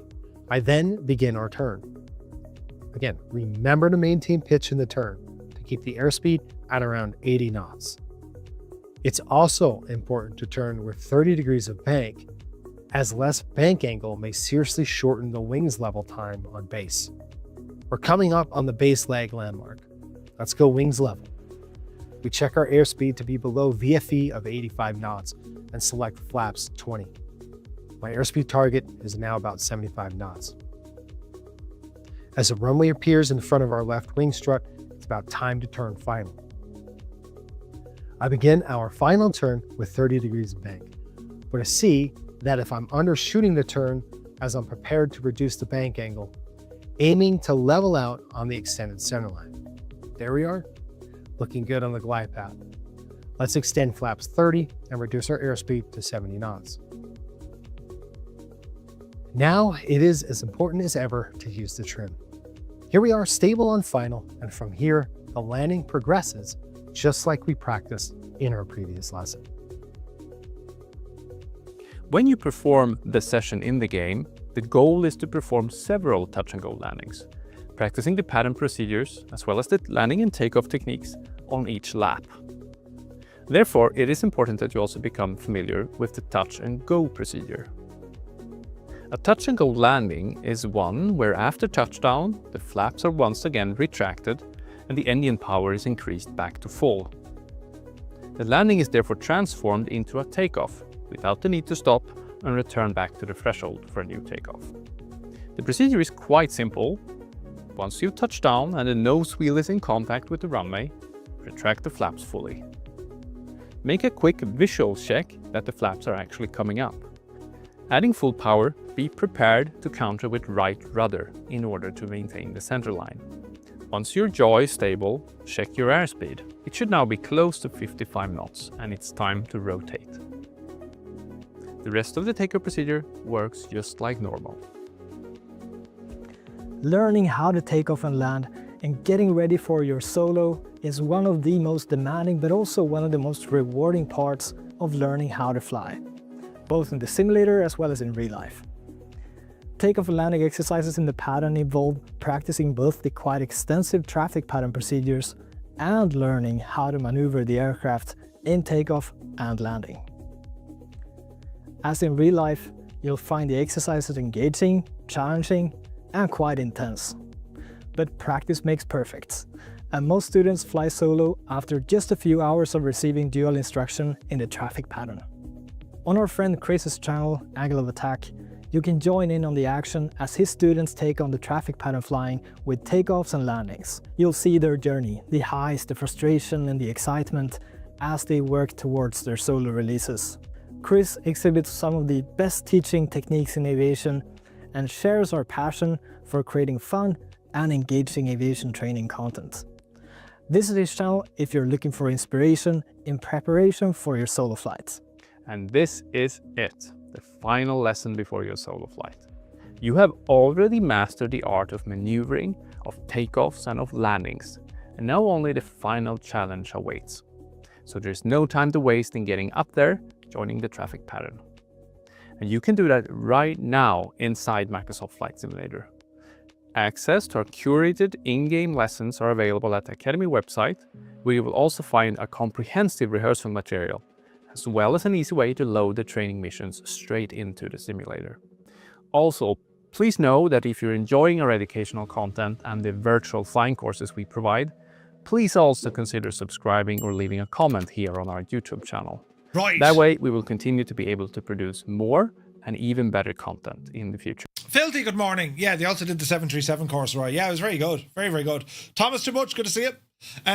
Okay, there's quite a bit in that to cover, but the theory of it is fairly straightforward. We are going to take off. We're going to fly a full traffic pattern and then land it again. That's what we need to do. Bearing in mind, we need to know the speeds, the altitudes. So what Navigraph lean into is at 700 feet. That's when we do our first turn. Usually the FAA would refer to it once you're within 300 feet of your traffic pattern. That's what you do. And the only other caveat to all of this, when it comes to the names, crosswind, downwind, base, this is relatively universal unless you're in Russia. I think Russia, they go by waypoint numbers in their flying, but that's just, if you're in Russia, that's where the cross might be like, they go by waypoint numbers. So they'll say report at position 1, report at position 2, and so on and so forth. We're going to stick to this. So what we've learned, flying the pattern brings together all the maneuvers that we've worked hard to master. That includes our climbs, turns, descents, and landings all come together in a single unified procedure. Before we head out, keep the following in mind. The goal of the traffic pattern is to establish the airplane on a stable final approach. On the final leg, you should aim to see 2 white and 2 red lights on the PAPI. while being wings level on the extended centerline, about 1 or 2 nautical miles from the runway threshold. To achieve this, standardized procedures are a great help. Real pilots rely on the standard operating procedures, which provide simple and memorable items for key maneuvers. SOPs typically define target airspeeds, power settings, and aircraft configurations for different phases of flight. In the traffic pattern, you'll see how useful these procedures really are. We should know the SOPs by heart before stepping into the airplane. Be sure you can recall these, including the correct RPM settings for each leg, along with the target airspeeds for downwind, base, and final. The SOP is given below. Takeoff, 300 feet, we do our quick climb flow. At 700 feet, we start our crosswind turn. Once we reach 1,000 feet above ground level, or we're now in the traffic pattern, we level off and we reduce or keep RPM at 2,300. Then we make our left turn. We start our before landing flow on the downwind leg. And once we become a beam, we reduce our power to 2,000 RPM, introduce flaps 10, maintain our altitude, and our speed will start dropping off to about 80 knots. Then, when we're at a 45-degree angle of the runway, we are going to reduce our RPM further down to about 1,700. We'll start our turn and allow the nose of the aircraft to start dipping down. We're going to start descending. We then roll out on the base leg. At this stage, we're going to increase our flaps to 20 and our speed will drop to about 75 knots. Then we have our final. We're going to be turning final onto the runway. Once we turn and our wings are level, we're going to increase our flaps to 70, increase flaps to 30, maintain or lower our speed to 70 knots, and we continue to descend. Once we're near the threshold, we reduce our speed to 61 knots and we carry out a landing, right? So, common pattern mistakes. One of the most common pattern mistakes when flying the pattern is making it too wide. It's tempting to remain on a crosswind longer than necessary to complete the checklists or trim the aircraft for level flight. But all of this can be done on the downwind leg instead. A brief wings level check for traffic is usually enough before turning downwind. Another frequent issue is failing to maintain sufficient nose pitch in the turn from downwind to base. With reduced power, the airplane often enters a nose-heavy trim state, causing it to naturally pitch down. Adding a bank angle further increases the pitch down tendency, and as a result, airspeed may rise rapidly and the descent rate can become excessive. If speed exceeds 85 knots, you risk overspeeding the flaps when extending to 20 degrees of flaps on base. Clappy, good to see you. You may also fly below the glide path, so to avoid this, apply a positive pitch input when rolling into the base turn and closely monitor your nose attitude throughout. Use trim as necessary. On the other hand, some pilots forget to reduce power in the downwind to base turn. This often results in being too high when leveling out, and if it happens, you'll almost certainly see 4 white lights on the PAPI when you turn to final. To prevent this, reduce the power as you begin the base turn. See the image below for an example of a good pitch attitude and appropriate RPM setting for the downwind base turn. So nose down and 1700 RPM, and then we'll be looking for a landmark. Judging the right moment to turn final, that just comes with experience. Overshoots and undershoots, they're very common during the learning process. In flight simulation, this challenge is even greater since you can't naturally lean forward in your seat as you can in real life. One thing I will say, if you have VR, even head tracking, but VR, it makes this entire process incredibly easier because you literally turn your head. Oh yeah, there it is. It just gives you way more, spatial awareness or situational awareness. All right. It makes it harder to judge both the correct turn point and altitude relative to the PAPI. So keep practicing, keep your sense of timing and accuracy. That'll steadily improve. And if an overshoot occurs, let it progress naturally and don't overbank the aircraft. As we know, that's where a lot of accidents happen. They overbank the aircraft, it goes into a stall, and it's good night, Irene. So we can see an undershoot is if we turn too early, an overshoot we've turned too late, or we aim for the perfect turn. Do not expect to get this perfect every single time, especially when you're learning. especially at a new airport, and the weather could be having an impact as well. Through practice, you'll make this better. It'll become permanent, right? And that's my saying. Practice makes permanent. Doesn't make perfect, makes permanent. Anyway, that's it. Let us get down to business. Strap in, enjoy the flight. This is our last lesson before our solo flight. So, a couple of questions here, right? Beam the touchdown point on downwind. What is the correct action to begin the approach configuration? So we're now abeam. Do we maintain 2300 RPM with no flaps? Start a reduction to 85 knots? Do we reduce to 2000 RPM, select flaps 10, maintain altitude and target 80 knots? Do we reduce 1700 RPM, select flaps 20 and begin a descent target? Or do we select flaps 30, reduce to 1700 or descend to 70 knots?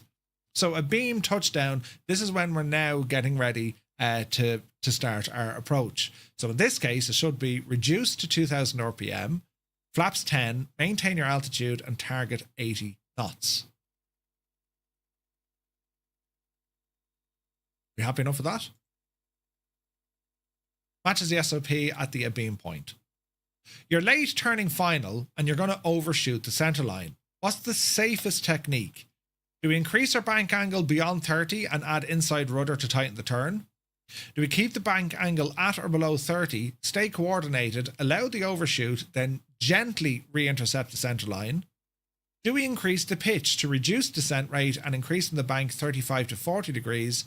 Or do we hold the bank at 20, add opposite aileron with inside rudder to skid onto the center line? Now, as flight simmers, we're always going to do number 4 because that's the most fun. You're going to slip the aircraft in. However, we need to keep the bank at or below 30 degrees, stay coordinated, let it happen, and then allow the overshoot and then gently re-intercept the center line. Right. When do you turn crosswind at Alterheim? And what is the pattern altitude? After 300 feet and past the departure end of the runway? After 500 feet and a beam of the threshold? After 700 feet above ground level and past the opposite runway end? Or immediately at flaps up? So when do we turn crosswind? After 700 feet or within 300 feet of the pattern altitude. All right. During a touch and go, what are the immediate actions after touchdown? Do we hold full back pressure, select flaps 10 and then slowly add power? Do we retract the flaps fully, verify they're moving, apply full power, and we coordinate using a bit of right rudder and rotate at 55 knots? Do we keep our flaps at 30, add full power and rotate at 70 knots? Or do we taxi clear, complete an after landing flow and taxi back to the holding point? We retract our flaps fully, verify that they're moving, quick glance outside the window, apply full power, and then use our rudder to compensate any sort of yaw, and then we rotate at 55. Boom. So if we're ready, let's go to the briefing. And we have another little video here. It's only a minute. This is an important day. You're doing traffic patterns. Go to the Activities tab, scroll to the right, and click Custom Content. You will find the traffic pattern lesson further to the right. Click on it and read the briefing. On loading in, you'll find yourself on the runway. It's time to take off. Perform your traffic pattern according to the procedures discussed in the lesson material. It's important that you do not stray too far from the pattern area. If you do, your lesson may be marked as not passed. As in the previous lessons, your takeoff and landing accuracy will also be assessed. Once you have completed your last, stop on the runway and leave the lesson. After a short analyzing period, you'll find your results on the website. Learn from the comments and retry if you need to. Enjoy the pattern and have fun. Right. This is going to be fun. So your final flying lesson before your solo is about to start. So what we need, we're going to start on the runway ready for takeoff, complete the traffic pattern and say gallon, follow the published left-hand traffic pattern.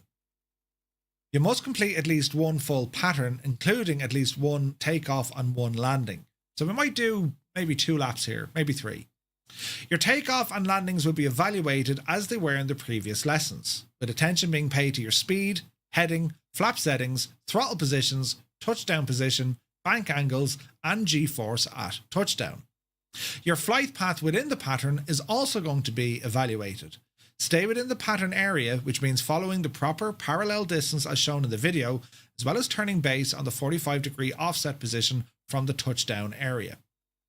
So we're going to be starting at St. Gallen here in Switzerland. Our start position ready for takeoff at runway 10, and the time of day is 11:23 in daylight conditions.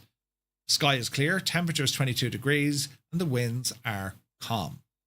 Right, this is going to be exciting.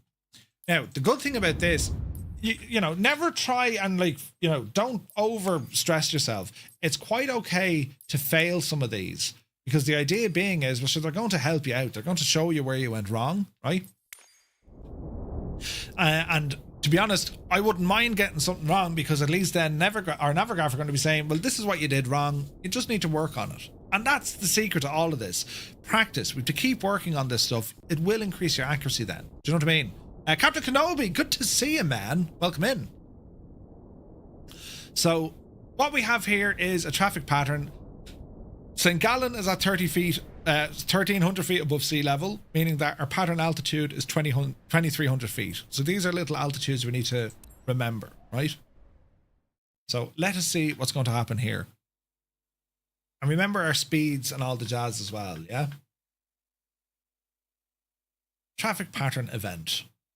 Let it load in and let's see what happens. So our takeoff, rotate at 55, climb at 75, right? When we're coming to a beam, we're going to slow down to about 80, then it's going to be down to 75, then 70, and then we're going to be down to about 61 as we approach the threshold. All right? So let's get our view set up here, make sure everything's working. Shortcut views are good. 1,300 feet is the pattern. Now I'll let you in with one of my own little tricks of the trade. What I always do, just to help, see your heading indicator?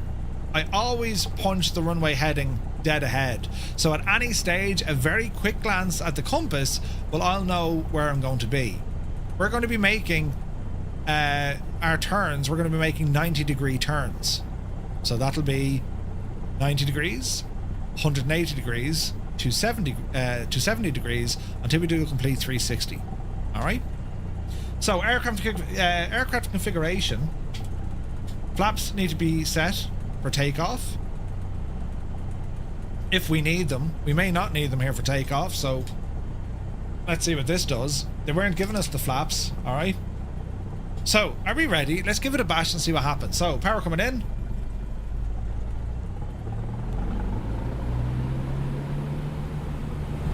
Takeoff power is set.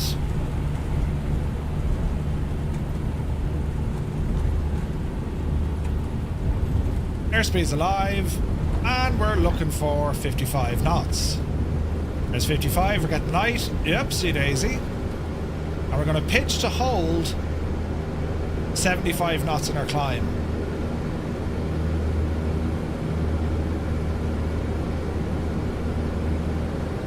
Easing out. Check that we're in a beam with or in line with the runway. We're still tracking the runway heading. At 300 feet, flaps will be in. Double check that our engine temperatures and pressures are all in the green.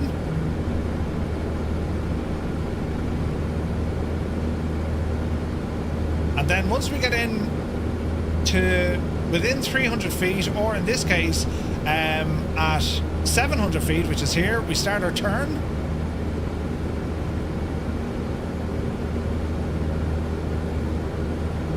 Easing out. Looking out the window for a landmark, and we're going to aim for a rollout. Watch your speed. We're climbing here around 80 odd knots. There's the pattern altitude. Ease off the power. Quick look out the left. We're looking good. We're a little bit high. And now we're going to do our next turn. Left turn coming in. Making sure we're staying coordinated. Easy now, Jemima.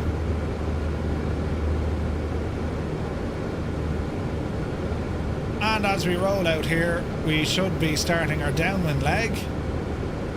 There's a waypoint. Quick check outside. There's our runway.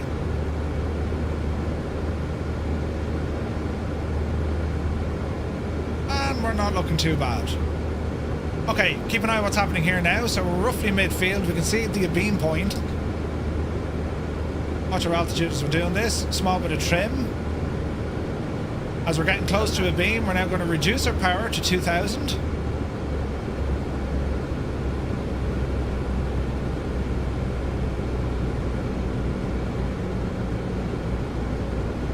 We're roughly there.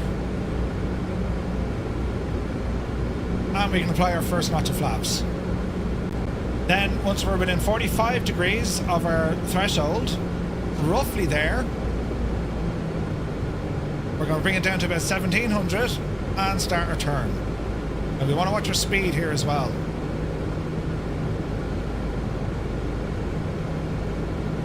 Get a little bit heavier on our turn. About a 30-degree bank. Watch your speed. We're probably too fast here. Let's go wings level. 85 knots, so we're a little bit too fast. We want this to drop down a lot. Now glancing out to see the runway, we are high. Ease off the power.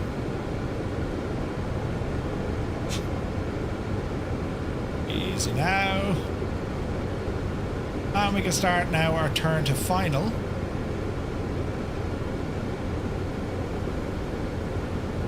Watch the speed. Watch the bank. A very slight overshoot. Get ourselves back on track. Watch our height. Our speed is down a good bit. Second notch of flaps. Easy now. Watch our speed. We're back on the glide. Ease off the power. Go full flaps. 61 knots is what we're aiming for. So we're a little bit slow. Easy now.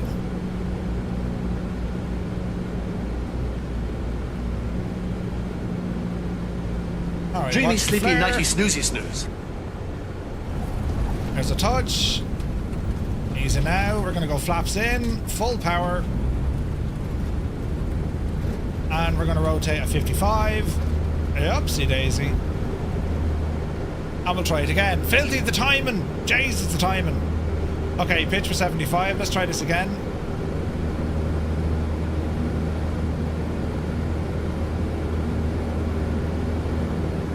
Not the cleanest of patterns, but you know. Watch your speed here. There's 1600 feet. Make sure flaps are in. Quick check, glance at our instruments and our engine. All is looking good. Watch our speed on our climb. We're now at 500 feet.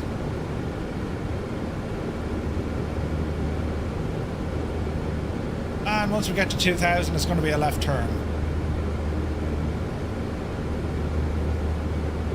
Coming up on 2000, left turn coming in. Watch your speed.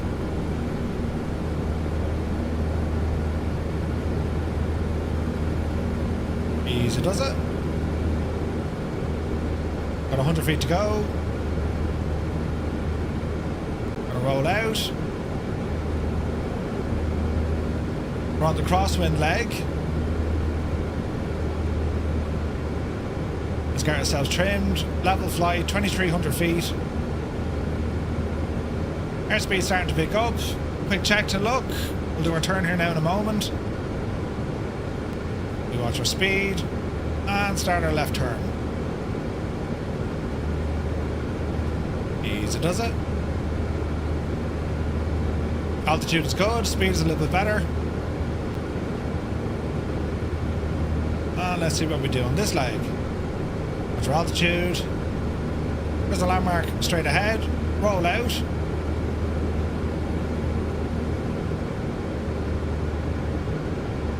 Power setting is a little bit better on this one.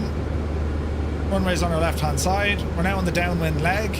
So we're going to be planning now to reduce our power back to about 2000 on the RPM.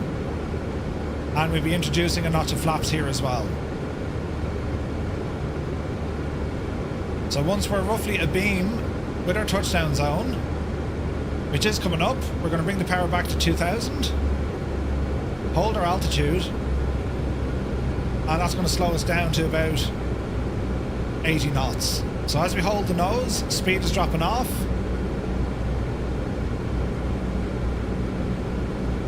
It's coming down nicely. Speed is looking good. And we'll be tracking our 45-degree angle. Speed is now in and around 80 knots. We're going to go flaps 1.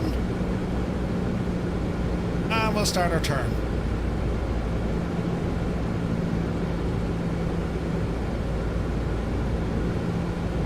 Watch the speed.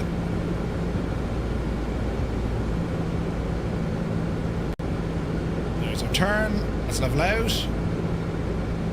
Watch our height. We can see the pappy lights. We're high, so we're going to ease off the power. Watch the speed.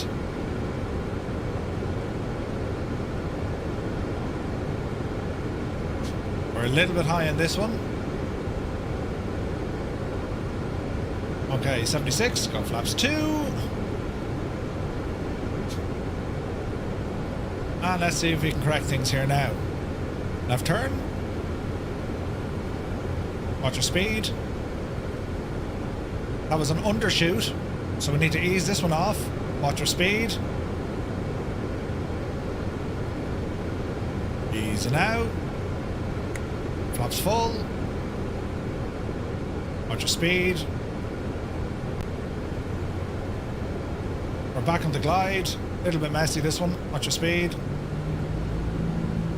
A little bit low.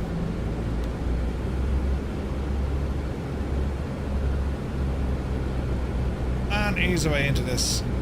Here's 61 over the threshold. We'll do one more lap.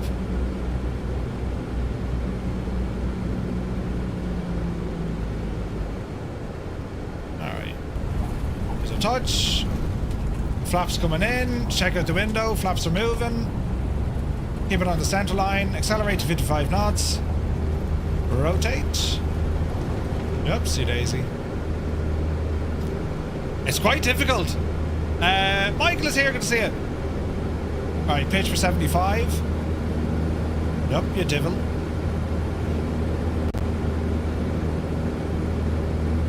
There's 75. Coming up on 300 feet. Check flaps are in. Mixture, engine, all is looking good.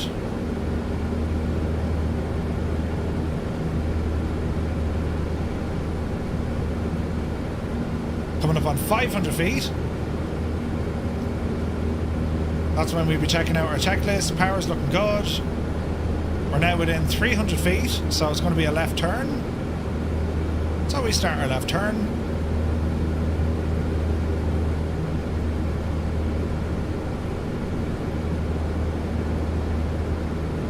We're looking alright. Coming up on the circuit altitude, we're going to roll out. And watch our altitude. Don't shoot through the pattern altitude. Easing out. Alright, got ourselves configured. Bit of trim. Keep an eye on where we're going. We want to be within the range of the airport, yeah? Alright, left turn.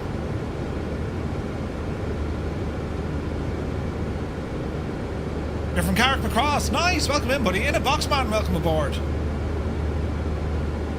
Okay, we're a little bit high. So let's roll out and adjust a small bit of trim for this. Runway position looks pretty good. Speed seems to be a little bit under control here. 105 is what we're after, so we're just going to be watching our RPM. And we want to level off in the traffic pattern altitude. Keep an eye out the left, midpoint.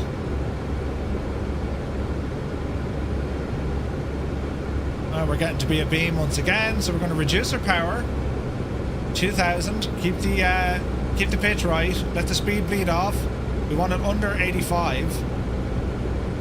or as close to 85. We'll go with flaps 1.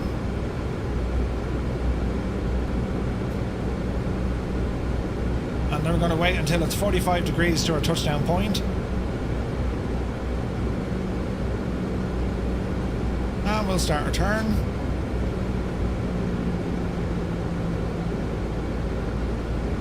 Easy now, watch your speed.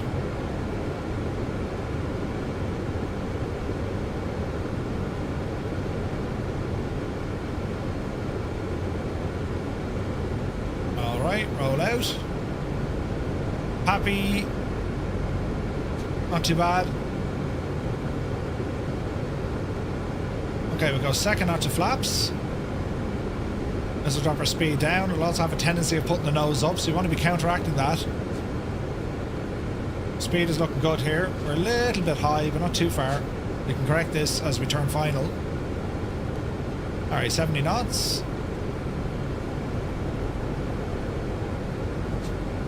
Okay, start our turn. Watch your speed. We're on the glide. A tiny overshoot, but that's okay. Full flaps. Over the threshold. We're going to let the speed, easy now, let the speed bleed off a little bit. Keep it around 61 knots.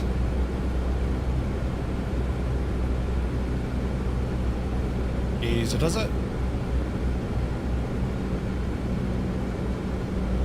Looking good. Little high.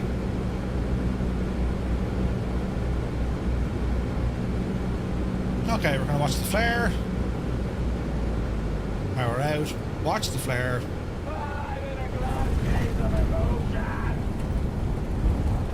And we'll apply a little brake and try and get it stopped. Scenery's default, yeah. 100%. Michael, this is it's Microsoft Flight Sim 2024. Okay, we'll come to a full stop.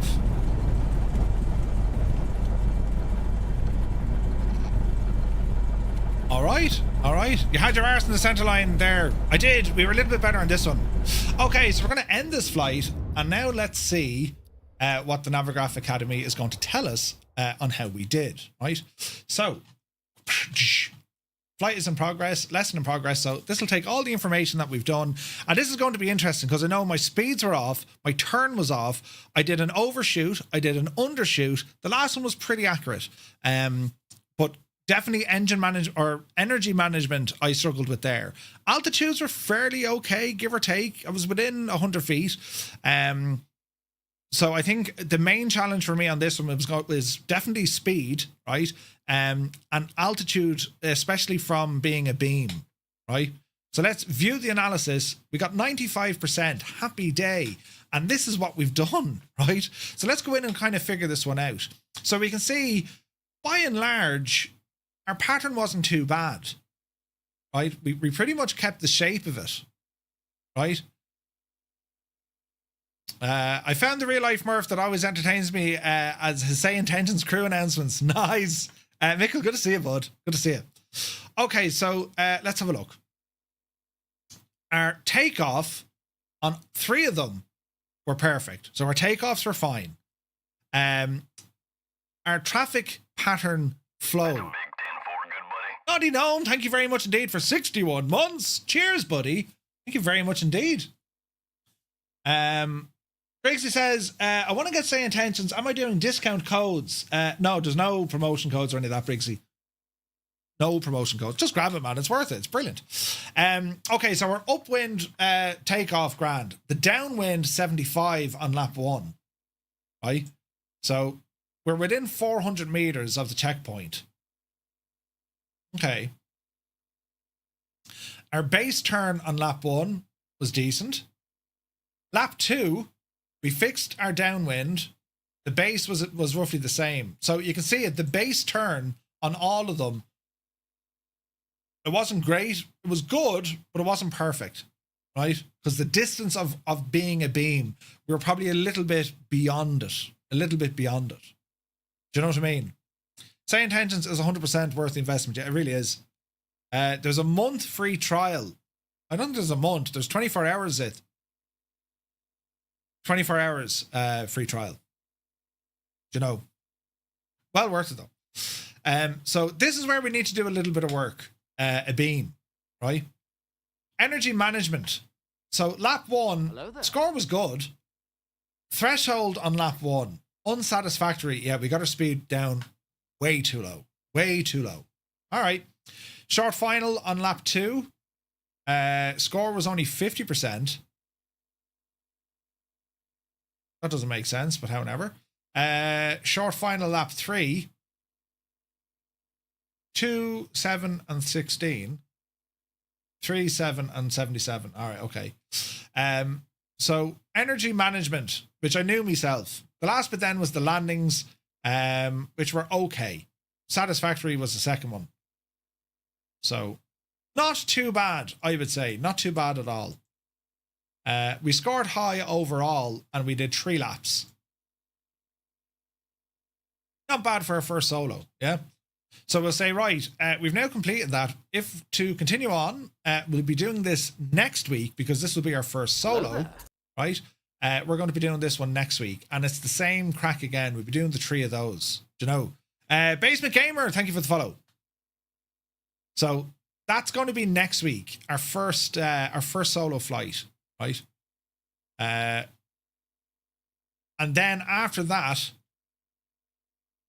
let me see, my exams, no, course catalog. So once we have that down, where we have traffic pattern and then our first solo, complete all the lessons before taking the exam. You need to pass all your flight lessons before taking the exam. Then we do our exam, right? And then on completing that, we've obtained our virtual private pilot license from Navigraph Academy, which is cool, right? Pretty cool. Strap, good to see you, buddy. Does Navigraph got flight training for the A320, A321? No. It's primarily looking at general aviation, learning how to fly. I'm going to be covering stuff with aircraft specific or specifics over the coming weeks and months, and they'll happen right here on Thursdays. Roy says, so if you're flying more laps, the average will be taken into account. Yeah. Like, the idea being here, you want to be getting better and better and better, and it's only when you practice it. Like, don't expect to nail it on your first lap. It's going to take a little bit of time to get used to where everything is, figure out where the landmarks are, and so on. And especially when it comes to your engine and energy management. That's important, you know? Phase 2 of the course is going to go into visual navigation, understanding ground operations, local nav, cross-country, and then we work towards a solo cross-country, and that's everything that's available from Navigraph right now. However, they are working on additional stuff with instrument flying coming soon, and also IF4 approaches coming soon. So there's a lot more that's going to be added to the Navigraph Academy. But right now we're working on a virtual PPL. So yeah, but we'll see how this goes. I recommend everyone do this, regardless of what airplane you're flying in the sim. Everyone should do this as like the very basic introduction to understanding how to fly in a flight sim. And you're getting this instruction from real world CFIs. I mean, these guys train people how to fly. They're pilot instructors, right? They're flight instructors. Highly recommend it. It's free, so there's no reason, right? Ideally with Microsoft Flight Sim 2024, you can even do the theory side of it if you're on X-Plane or whatever. You know? These lovely hands as well. Thanks very much. Basement Gamer, yeah, not at all. Not at all.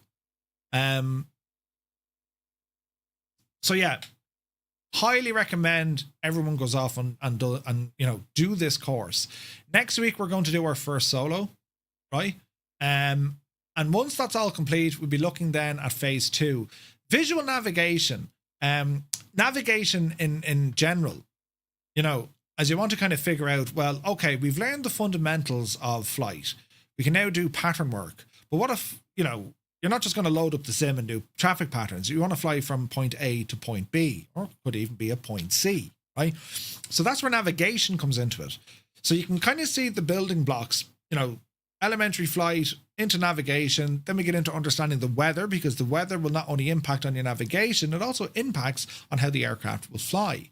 And then we get into other bits and bobs. So there's quite a lot here, there's a lot of awesome information here. So that will do us for Navigraph Academy. Our next mission today, lads, we need to brief ourselves for tonight's Vatsim flight, in which we're taking the Boeing 737-8 for a hop from Las Vegas, Nevada, over to San Francisco in California.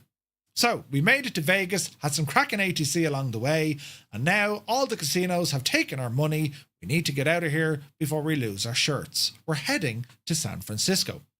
San Francisco International Airport, Kilo Sierra Foxtrot Oscar, or KSFO. It sits just south of the city and serves as a major hub for both domestic and international traffic. It's known for its scenic approaches over the bay, and it is a favourite among pilots for both the challenge and indeed the view. Interesting fact, KSFO was the first airport in the world to install a control tower built to withstand an 8.0 magnitude earthquake. Jesus. So that's what we're doing today. We have scenery for our departure, Las Vegas. We have our arrival scenery. Asobo does its own, or not Asobo, it's actually Gaia Simulations, I think, have a default San Francisco, or there's a freeware one over on flightsim.to, or you can go ahead and grab San Francisco. I have the Flightbeam San Francisco. So we need to see how all this works. We also have the SimBrief dispatch plan. So we're going to click on this. And as that's loading, we're also going to do some weather checking. Right. This is the weather in Ireland at the moment. Did we get that snow yet? No. So it was to snow. Remember we were looking at the weather the other day? There was a snow warning. Didn't happen. And we do have like all this wind and rain and stuff, which was supposed to hit the country. It hasn't. Looking outside, it's just kind of drizzly rain. So we didn't get all the mad weather. The UK is definitely going to get it though this evening. So if you're in the UK, wrap up because you're going to get a bit of snowfall. A good shot of snowfall. And of course Scotland are shagged. They might as well just stay in. You know what I mean? Mr. Minimite says, Murph, did I dream it or do you have Vatsim lessons somewhere? Yeah, we do. So anyone interested in Vatsim or Vatsim lessons, right? I'll put out this announcement earlier on. And it's all about the upcoming Thursday nights that we're going to be doing with Vatsim. Once we get to the 19th of February, Naughty Gnome has planned a brand new Vatsim Thursday schedule for us. And it's going to be broken into 3 different categories. They will include global sectors, exploring routes across Europe, Asia, Africa, and beyond. The next one will be Aviation Americas, focusing on North and South American flights, Canada and Mexico. And then we have legendary legs, iconic and famous routes, both modern and historic. How the schedule works will operate in a 5-week block. So each block will have weeks 1 and 2 doing the global sectors, week 3 and 4 doing Aviation Americas, and then week 5 are going to be the legendary legs. And that's how it'll all run. And this is fully planned for the year, right? So if you're new to Vatsim, if you're considering flying on Vatsim, there is a full Vatsim course, 3 of them that I've done, and it's all available over on tutomurphy.com /ATC. I'll give you the link there in the chat. In addition, we've begun with the the new Learn to Fly Thursday series, the brand new series. That's the one we're doing today. We're approaching our check ride now very soon. The additional stuff we're going to be adding into these Thursday flights, as we've started with Navigraph Academy, we're approaching our first solo. We're also going to push it into things like flight planning, interpreting the weather, right? Because weather has a huge impact. Navigation, VF4, IF4, aircraft specific knowledge. That's where we're going to take an aircraft and spend a week or 2 just on that aircraft, learning all the systems, all the procedures, what makes it pick, all of that sort of stuff. We'll be focusing on that, and that'll be across a range of different aircraft. Then we're going to have a full return to our Vatsim focus training. So the full ATC revision course covering everything we've learned so far. We're going to be doing that now on Thursdays. We'll start with VF4, then we'll go IF4, and then we'll recap and go over the FAA. This course that we're going to be doing, it is designed for new pilots who haven't tried it, folks who maybe have done some of the course but lost track of it, or folks who just, want a bit of refresh. That's what it's all about. The sessions are scheduled for our Thursday streams. If you can't make these streams, we'll have them on YouTube anyway, so you can watch them back in your own time. And for our normal kind of schedule, I'm going to be adding some additional ground school lessons, a new pilot training course. It's going to be a new Monday night series some stage. There's going to be pilot training involved in that. They're going to be somewhat structured scenarios. So, for example, how to fly a DME arc or VOR navigation, or, you know what I mean? That kind of stuff. Then we're going to do what's called a return to closed traffic. We ran this before, Rambog and Gibbo. Closed traffic sessions whereby we operate inside our own ATC network, which we can do, using Discord for our voice communications. These sessions will allow new pilots and folks considering taking up ATC, or indeed ATC controlling. Maybe you'd like to do a bit of controlling. Well, this is your chance to do a little bit of practice, because it's done inside of our own network. Right? It's our own network, so we're only talking to ourselves. And the plan is this will be open once again to our pilots flying on Xbox, because, well, the interaction is with Discord. You just need Discord and Xbox, and you're good to go. So just waiting on a bit of tech to be figured out, The plan is also integrating Say Intentions into some of this as well, because Say Intentions is a phenomenal training aid to teach us some of the very basics.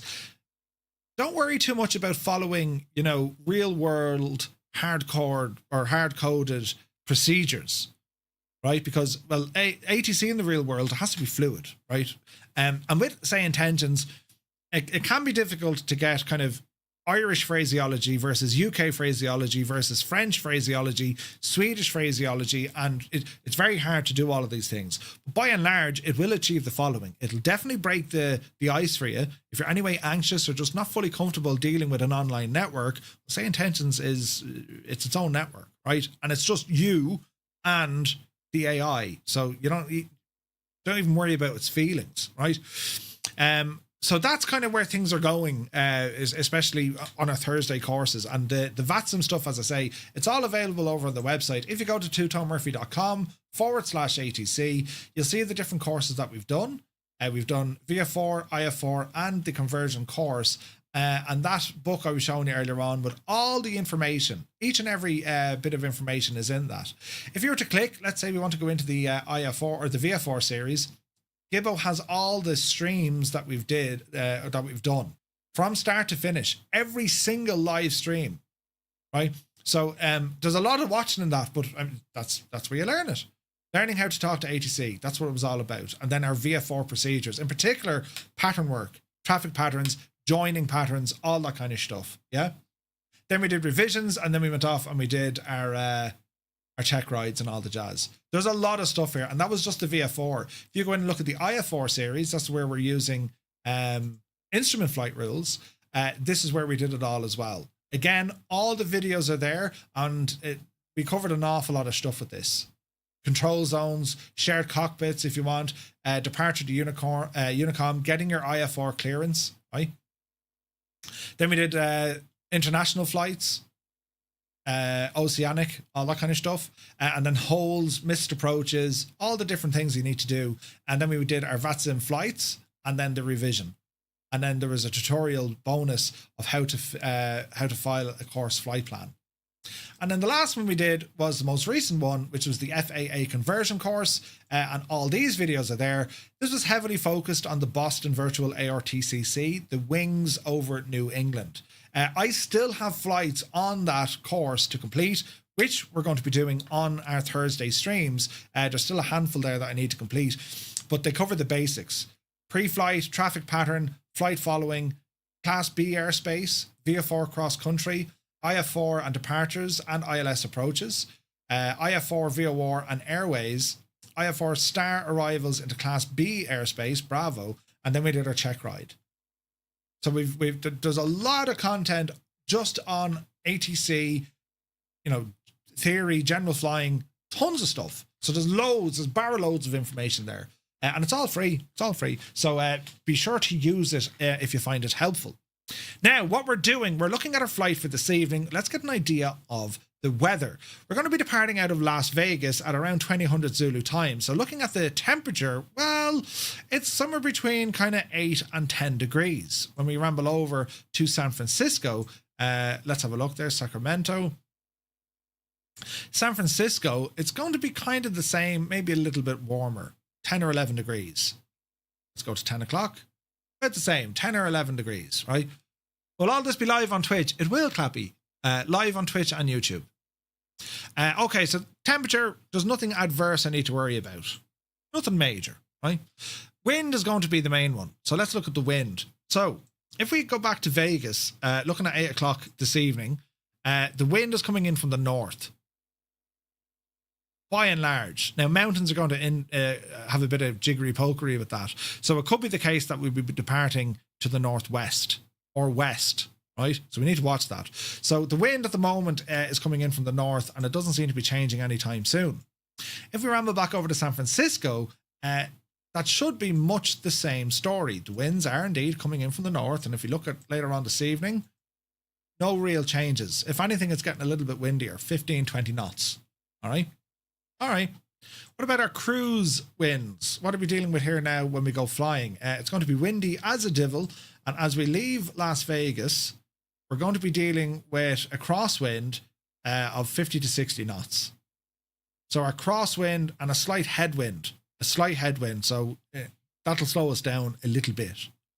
All right. Nothing major to worry about. What about the cloud coverage? Well, Las Vegas at the moment, partially cloudy. San Francisco's looking absolutely gorgeous.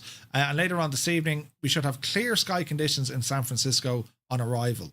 Right now, it's much the same. Bit of cloud in Vegas, but it's looking nice over in San Francisco. Now, this time of the day, San Fran is 9 hours behind us. So we'll be landing there at 1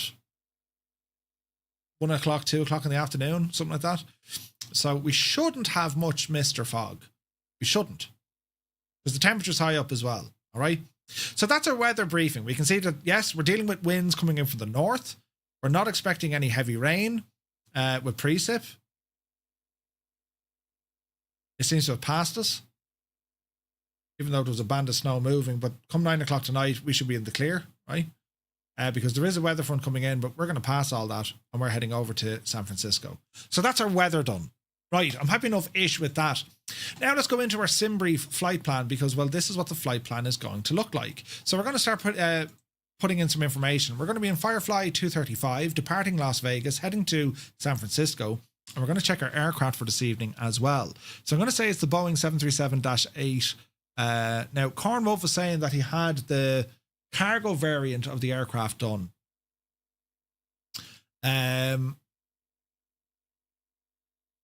Where did he have that now?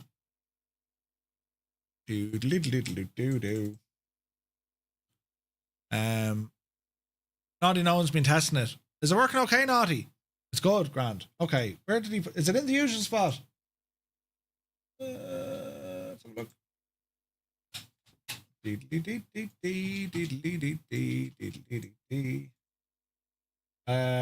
Boeing cargo.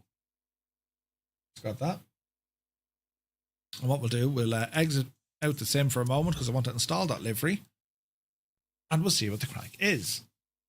Download. Let's give us a second. That's been downloaded. So we'll go in here now to our PMDG. Run as admin. Okay, just wait for the sim to close. There's a 7.3. We're going to be looking for a new aircraft livery. Import. Let's see if you can grab it. That's it there.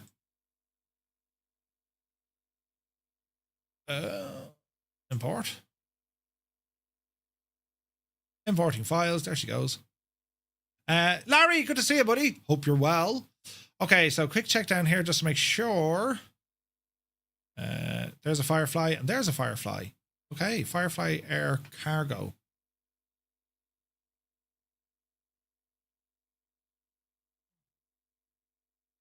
Okay, we'll see what she looks like in the sim. loaded up. So what we're going to do here, we're going to check our scenery, we're going to check the aircraft, and then we're going to be checking on our ATC or our Vatsim connection. And we want to be checking in on our flight plan, making sure that we have all this stuff, you know. Since when is there a cargo division of FAA? There always was, Larry. Sure, did you not see the MD-11? Cargo everywhere, man. Okay, let's have a look at this and see what happens. Downloads. So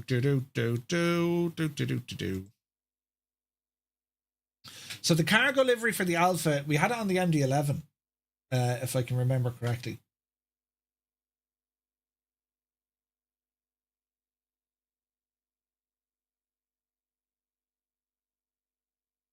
So I'm just unsure what way it's going to look on the side of the aircraft. Is Cornwolf still here or is he gone?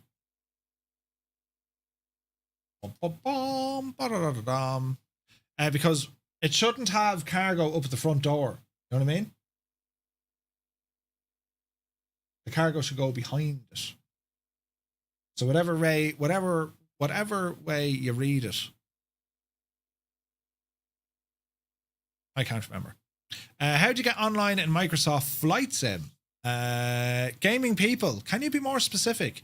As in, how do you get online with something like Vatsim, for example? Connection to an online network, PC only. There's no way to do it with Xbox unless, you know, when we do our own course, then we'll be able to do it. So, yeah. Oh, that's right, yeah. Larry, how did you not know that? Should we have the freighter version of the 7.4 as well in X-Plane? Yes, we certainly do. On Xbox. So online flying, you can use multiplayer, right? So using multiplayer, if you've never used multiplayer, just put in ! How to multiplayer, all one word. They're your settings, and you can fly with other people using Microsoft's network, right? But the likes of Vatsim or the online ATC networks, currently there is no way for Xbox pilots to engage with those, unfortunately. Yeah, baby, yeah. Unfortunately, do you know? So let's see what happens here. Captain Kenobi, yeah, baby. Right. Let this do its loading. We're going to check out this aircraft, and I'm looking forward to this flight. The procedures out of Vegas and into San Francisco, it's going to be a bit of head scratching. Vegas, of course, has obstacles all over the place, and it has terrain. And San Fran is pretty much the same as well, right? So we'll have a look and see what all dials in. While this is loading, we're going to go back to our sim brief. Right. And we're looking at 737-3 or 737. It doesn't matter if it's cargo or otherwise. Default freighter. There we go. So block time is going to be 1 hour 45. We're on the Joker 5 departure off runway 01 right, planning to arrive 28 right into San Francisco. It should be about right. We are on Keno, Rusmi, and then we're on the Diamond 5 arrival. Now, cruise altitude for this would be interesting. I wonder what it is. Right, let's go ahead and generate this flight. Possibly a silly question. There is no such thing, Mr. Minimite. But do these Vatsim flights happen on the Southeast Asian server? No. So Vatsim flights are on the Vatsim network, in which you turn off the Microsoft multiplayer server. That's because otherwise what'll happen is when you have ATC controlling it and you'll see aircraft that aren't on one network, it becomes very confusing. So when I do Vatsim flights, they're just on the Vatsim network. Just. But well, you know, I know on our Thursday flights, a lot of folks fly the multiplayer flight anyway, who may not be on Vatsim. You know what I mean? Batman, good to see you, buddy. Hope you're well. So it's giving us a cruise altitude of 36,000 feet, which is fair enough. Yeah, we can do that. We'll go 36,000. So we're going to come back into the sim and we're going to start grabbing some stuff. So we want to go to the 737-8 and we're looking for the freighter, which is going to be this. Is it the BW? I imagine it's the BCF. It is. Let her load up and let's have a look. Ooh, she's looking pretty. Firefly Air Cargo. Okay, let's see what this aircraft is all about. Think of flying the Dash 8 this evening. Only takes 10 minutes compared to a jet. Ooh, Larry, good call. Okay, so we're going to load into Vegas. And let's have a look. Who be that? Sunjammer. Good man yourself. We'll park over there beside him. Let's go this side.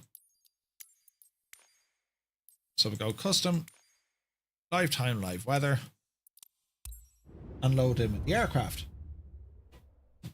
Ba-dum. And let's see what happens. So, other screen, we need to turn on some Vatsim image.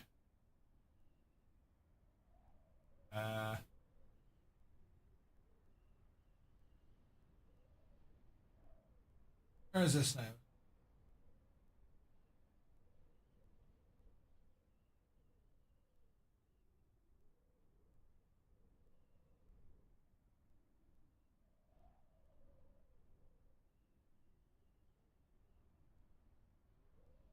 Okay, that's folder. Can you show me on SimBrief where it says what level to go for descent altitude? Basement Gamer, on SimBrief where it says what level to go for descent. Well, SimBrief mightn't tell you that. It's more in your charts during your flight plan. However, no, SimBrief will tell you. What am I saying? What you want to do is open up the PDF of your flight plan. Right, and what it'll show you here are going to be all the legs. Right, so here's our departure, the Joker 5 departure, top of climb. Then we have where's this now? You can see your altitudes all the way along, right? Way out of that. Flat, long, flight level. So these are all your altitudes. So when it comes to top of descent, that means that is at the highest altitude before you're going to be dropping. ATC will always tell you when. If there's no ATC, you can follow your flight plan. So when you're starting the Diamond 5, that's when you're at your top of descent. That's where you start descending. All the way down to when you land. Alright? So you'll see it on the flight plan there. Okay. It is nighttime in Vegas. That's why it's dark. So let us see. Into the aircraft. She should be cold and dark, which it is. Our views work. Excellent. Now, livery, because she's a new livery. Let us look at it and kind of scope it out. So the Firefly Air Alpha livery. I'm not mad on the font on the side if Cornwolf is there. It's squished. And it needs to be smaller. So, hang on. We'll open up an old dialogue with Cornwolf.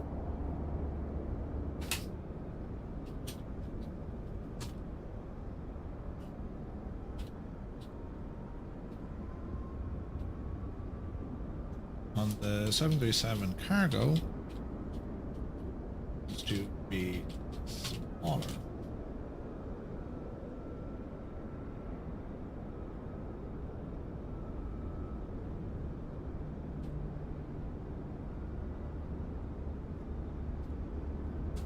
Let's see. Some stretching has gone on. Indeed, right? Does beyond ATC basic come with traffic injection? I think it does. I think it does, yeah.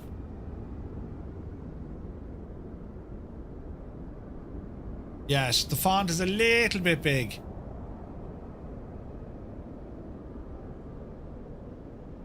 Yeah. She needs work, hey.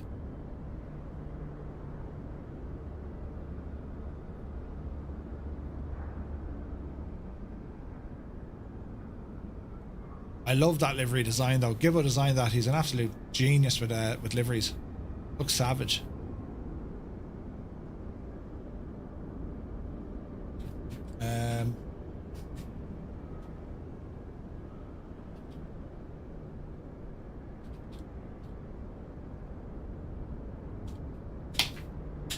Okay. Yeah, it's just a little bit, isn't it? It's just a little bit big. I drop it by whatever, 30%, I would think. What else do we have in the aircraft?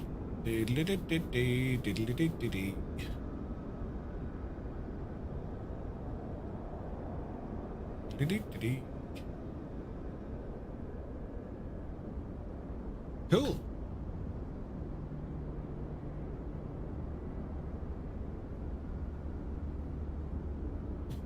Riot.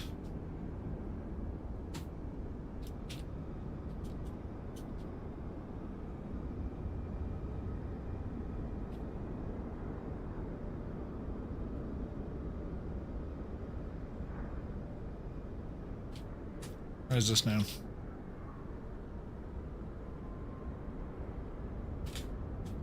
Looks lovely though.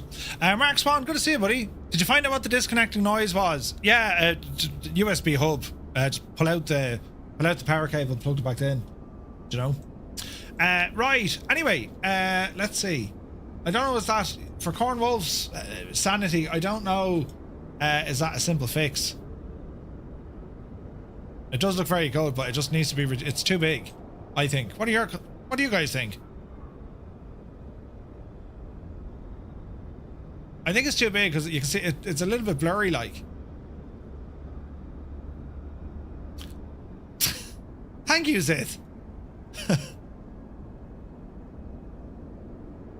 Yeah. Hey, Kanzumi, good to see you, bud. Hope you're well. It looks out of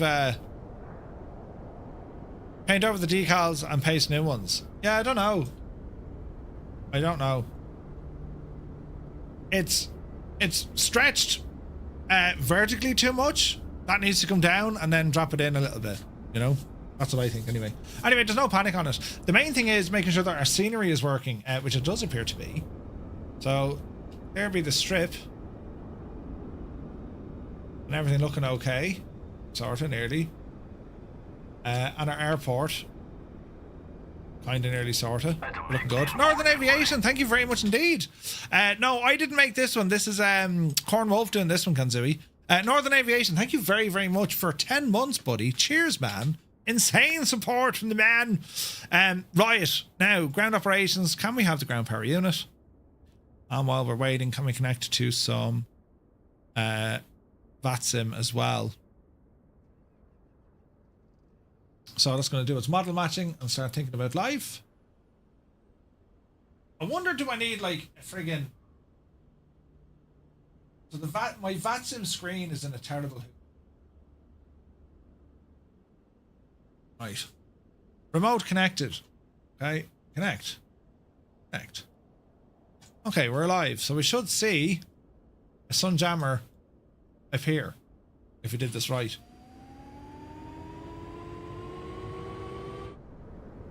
I don't see him.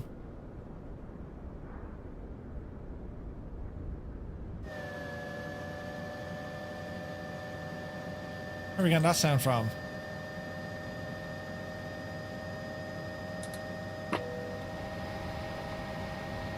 What is that sound even? Right, battery. Oh, behave. Emergency lights. Logo light. Wing light. External lights are grand. Dome light, bring it up. Sounds like the GPU. Is it? No, something right. Something not right there.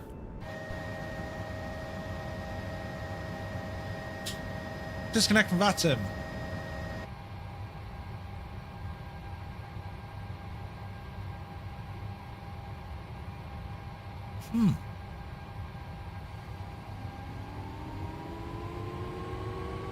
That's a Vatsim sound.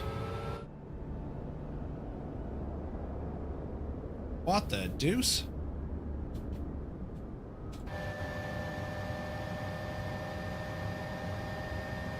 It's only happening when I connect it to Vatsim.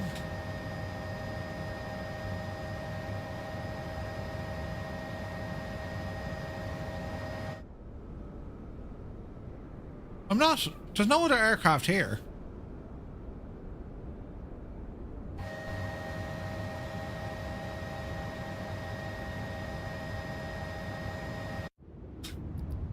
That's an issue. Do do do do do do do do do. Let's try that again.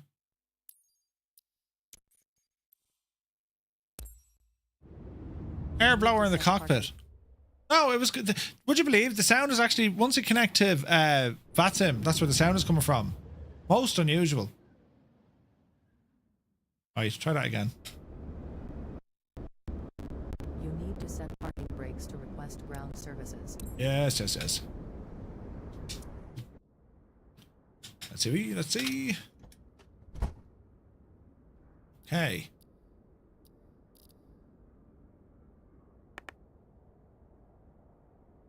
Ground power, best.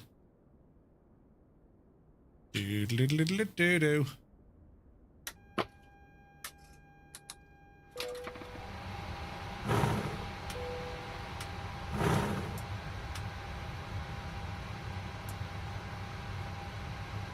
Okie dokie. Let's see if this fixes the headache.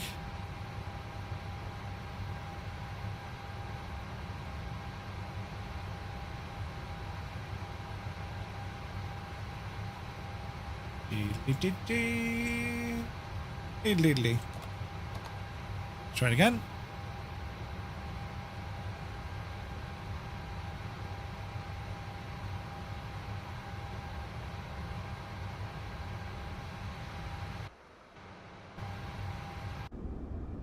Sound is gone.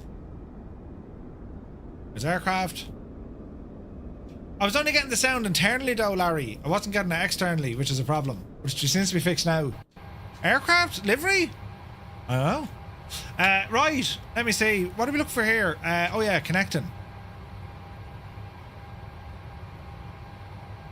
This is not a good start. How long does it take for these screens to come up? Let us see.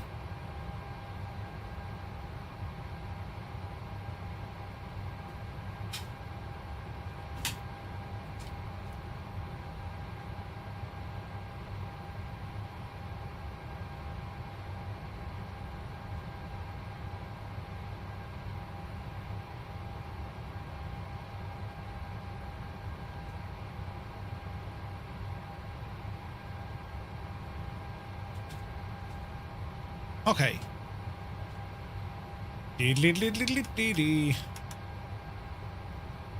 That looks good. That looks good. Okay, model is good. Where is this now? We want to know takeoff.KLAS. How do you do the report again?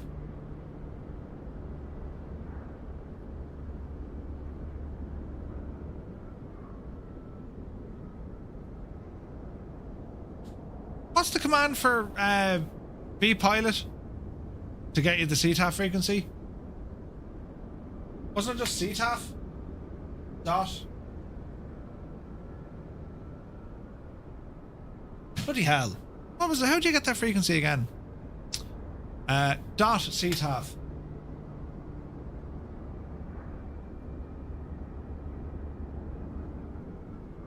Aha! Thank you. 119er decimal niner.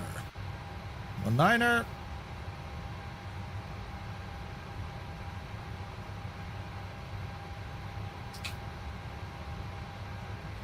Vegas traffic, Firefly 235, radio check.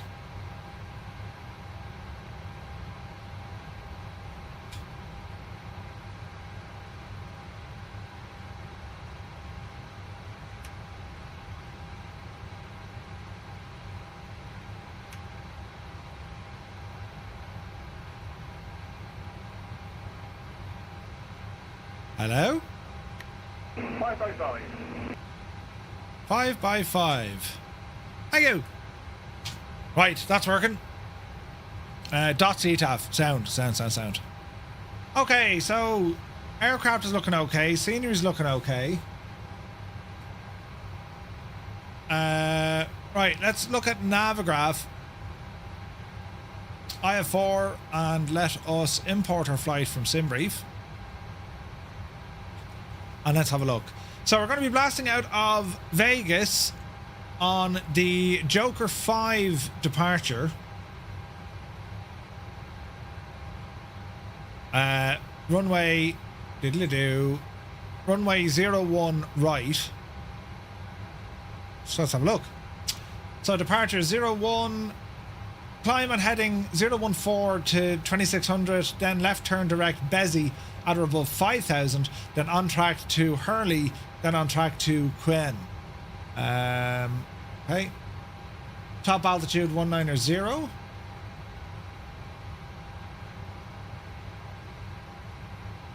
There's Quinn. There's Bezzy. So departure, swing left, Bezzy, Hurley, Quinn, and then we're out. Okay. 250 below, 4,000, 5,000, above 8, above 11, below 13. Really straightforward. Takeoff minimum standard within minimum climb, 515 feet per minute. We can do that. Airport elevation is 2181. Okay. So we depart 01 right. The strip is along this way, so we're going to come right over the trip, or over the strip. That's going to be gorgeous. There's Bezzy, Hurley, and then we're off. Quinn, Joker, and then out the road we go. If we have a look, it's an RNAV approach into, we think, it's telling us runway 28 right. Let's go ILS into 28 right. And we're going to be coming in from, where is this now? Diamond Lane flows seeds freely, or Archie. So we'll go from Archie.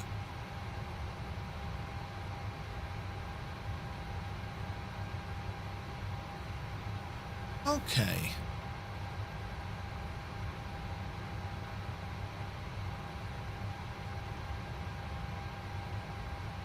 Okay. Parallel runways 28 and 28 left, 28 right. Let's have a look at our arrival. The Diamond 5 ORNAV arrival coming in from Rusmy Diamond, flight level 270, max 290 knots. That's okay. Radar required. Expect to receive descend via clearance from Oakland Center. Okay. Is there an IP freely in the chat? Right. Forgot they had a GLS at Fresno or at KSFO. Yeah.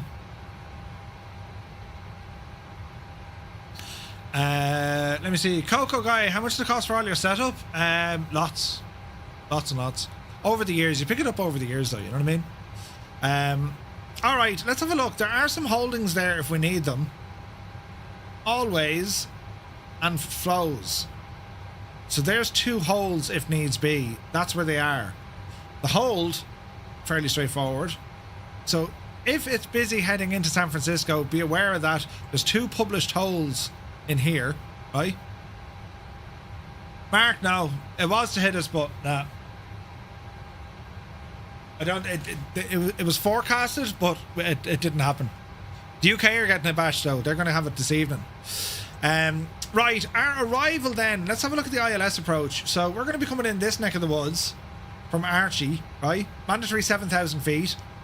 Down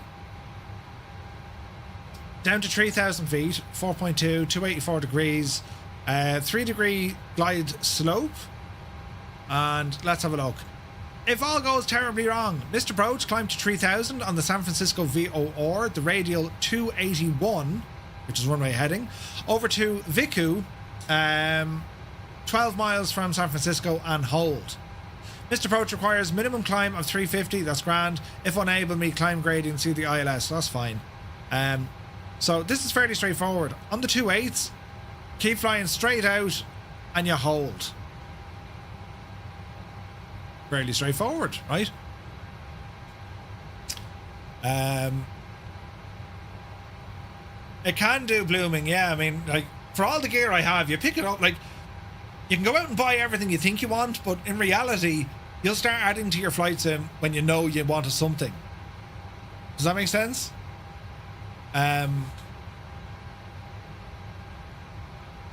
Like, if you'll start off with the most basic things you need, and then you move on from there. You know what I mean? So, let me see. ILS or localizer, same crack, 300. Missed approach, climbs 3000. So the missed approach is the same. Circling runway 1 left and 1 right, not authorized at night. Okay. DME with localizer corps. Poppy runway 28 left. LOC procedure not authorized during simultaneous operations. Category 1 ILS, simultaneous approach authorized. Alright, that's okay. Category 1, same, and Cat 2 and Cat 3. The only reason why I'd be looking at the Category 2 or Category 3, San Francisco is like known for fog, you know? It's known for fog, so we'll have to keep an eye on it.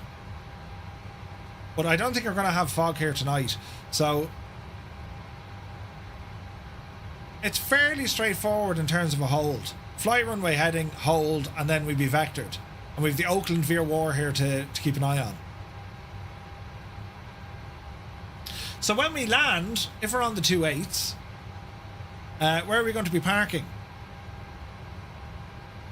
Now, 01 right is giving me 11 knots tailwind. That's not right, so there's an issue. It'll be 01 left. Why are they saying that's not used?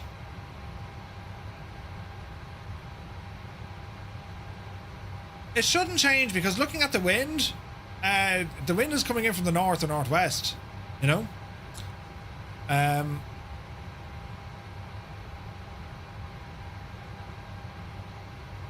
Hold pad, Concourse D.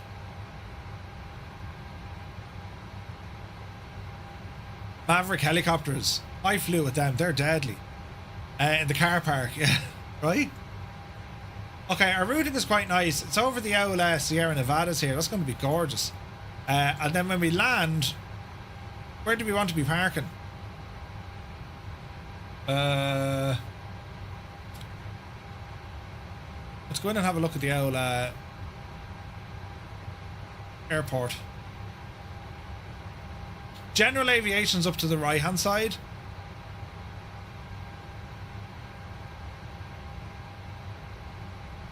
Then we've all our terminals.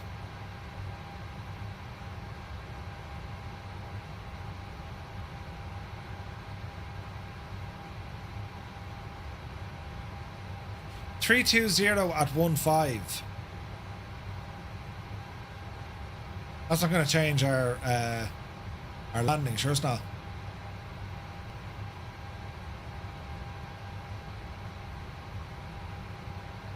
(340) 340. Yeah, so the winds are coming in from the north. There's a cargo area at plot 50 upper left. Yeah. Thank you, Blooming Mathematics. Hayden, good to see you, Hayden. Welcome aboard. You know, the TAF is fine. Yeah, just up here, Roy, is it? US Coast Guard are up here, look.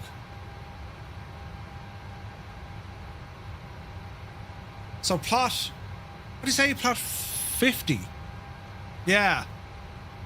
That's FedEx and so on. Yeah. Well, we'll see how Cornwolf gets on with the cargo variant. If not, we'll go with the passenger one. So we'll either go to the gates or we'll go up there. So again, nothing too untoward. Right, so we need to load up into San Francisco now to check its scenery is working, right? And let's have an old gawk. I'll go back into the other aircraft just to see, was it a bug or what? There's a cargo variant. Let me see. Tony Andrews, does Navigraph automatically consider winds when selecting runways? Usually it does. It'll show you. Navigraph will show you. Yeah, it'll suggest the best runway based on wind and stuff. Okay, let us put ourselves up this neck of the woods. There's a Coast Guard. FedEx is over here. Look. So let's drop us in. And live time and weather. It's also very good to do this, lads, whenever you're doing a Vatsim flight, because it'll actually preload a lot of the scenery into your cache, which should alleviate any stutters or problems or any of that jazz. Do you know what I mean? So it's pitch black here, so we'll change the time of day here now in a moment. You need to set parking brakes to request ground services. Yes. Okay. Let us go with weather. Because we'll be landing here at roughly this time this evening. And let's get some power into the aircraft. Ground power unit up on top. Battery. Arm the emergency lights. Logo. Wings. Ground power when available. Available.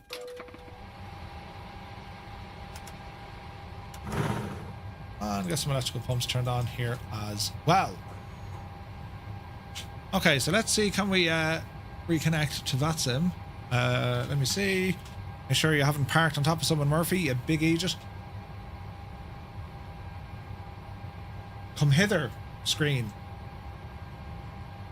Vatsim radar. Let's have a look.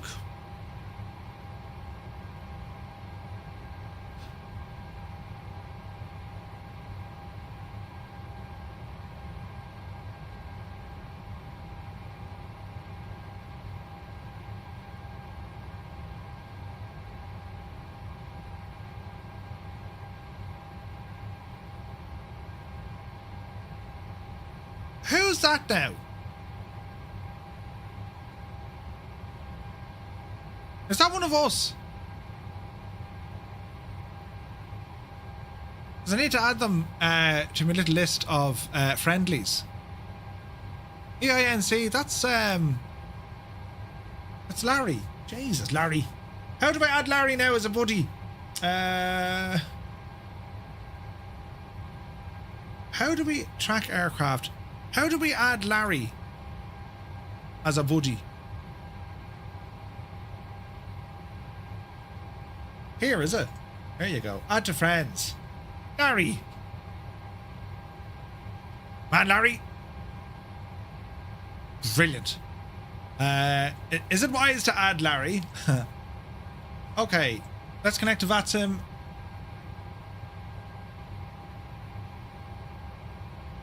Okay, we're connected.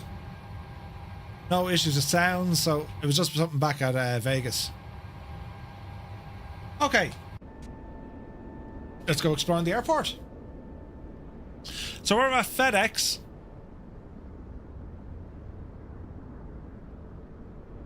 See what I mean with the fog? This place is just famous for it. Larry is in the old Q400 look. You need my advice. Yes, what do you need, Trey? Come on, Larry. So this is San Francisco. Look at the state of this place. Do you mind comments? It's training. Do you mind your comments? What do you mean? Do you mind your comments? What do you mean, Mangst? Right. Let's just flute around the airport here as it's loading in textures and the devil knows what. So this is our expected arrival, which shouldn't really change. Plenty of photogrammetry here. Jeez, the scenery is gorgeous. Stu says, I might fly offline with you guys tonight. Yeah, the NG is pretty cool. Stu, did you see the RAF livery for it? It's pretty nice. It's pretty nice.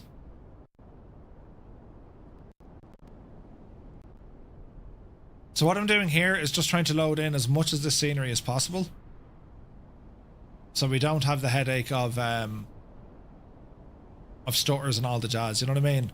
Alan, good to see you. Do I ever fly executive jets? Yeah, we do indeed. We flew the Lineage 1000 over an X-plane the other day. So yeah, defo. We definitely do. Okay, so this is very nice, isn't it? Any ships in the bay? No. No.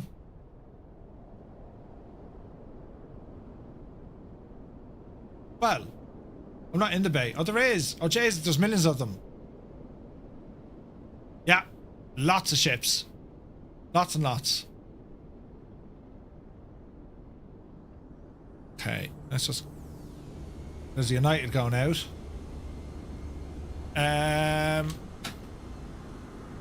So .CTAF, isn't it?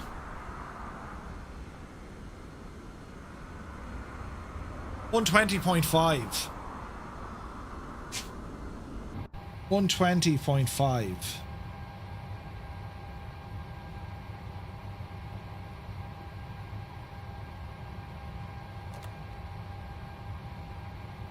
San Francisco traffic, Firefly 235, radio check. 505. Thanks. Right. That works. Scenery works. It's a cool airport, this one. So the passenger terminals, oh yeah, they're all over here, look. Do.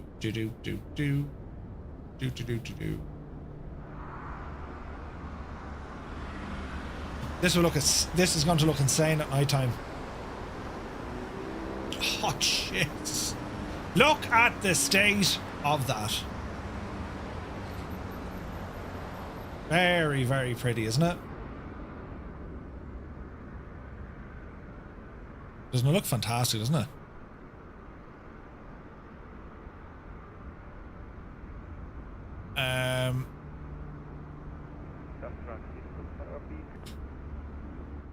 Didn't hear that. Is that stock scenery? No, this is the flight beams on. I think there's like 2 or 3 different ones. Do you know? What's Trey saying? Murphy, I need your advice. Traffic United 2179 is about to take off runway 1 left. What's Trey Dengarkon saying? What do you need, man? Okay. There be the city. The Bay Area. And then out this neck of the woods is our Golden Gate Bridge and all the stuff. This is a gorgeous part of the world to go flying in. I love flying here. Where's this now? We'll make it daytime.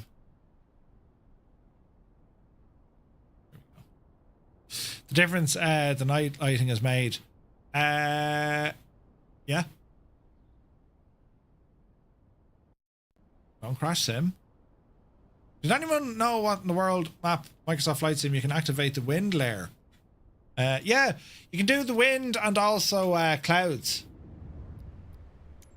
Now, put on a bit of friggin' frame gen here, Murph, because she's under a little pressure. There we go. That's a bit better. There's the Golden Gate over there. And then we've Alcatraz over there as well. Just see if with the weather.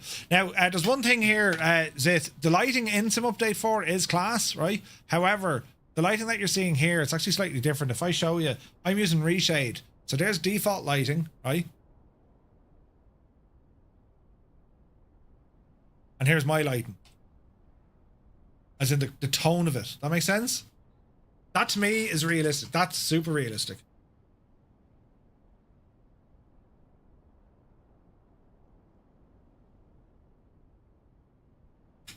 A little bit colder, yeah. A little bit. MDA, good to see you, buddy. Hope you're well. Welcome in, man. Just planning our flyage for this evening's Vatsim flight, Las Vegas over to San Francisco. And 'tis looking now absolutely gorgeous. There goes an airplane. That looks like the United just after departing.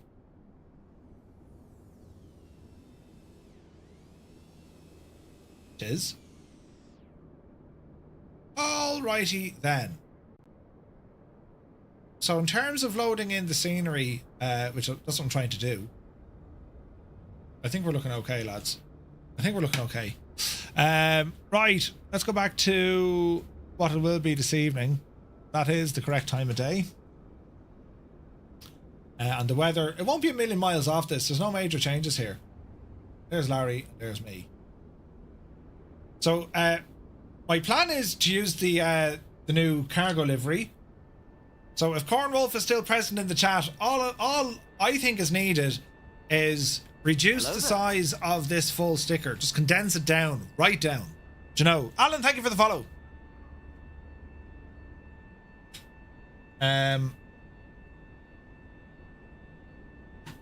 So if you can make that sticker about 30% smaller.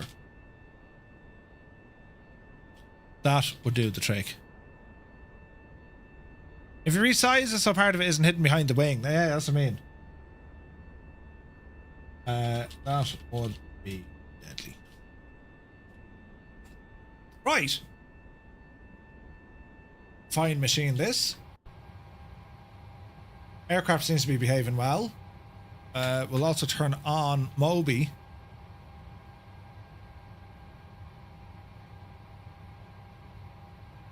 Can we create a plane, or is that Microsoft Flight Sim only?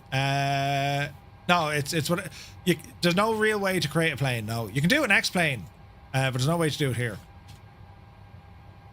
Speed works, alt works, heading works. Perfect. Check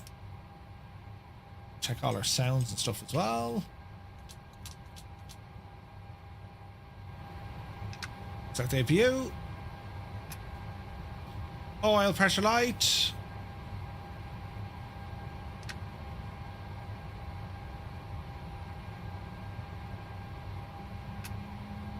And she should be moving. There she goes. I've listened at the back.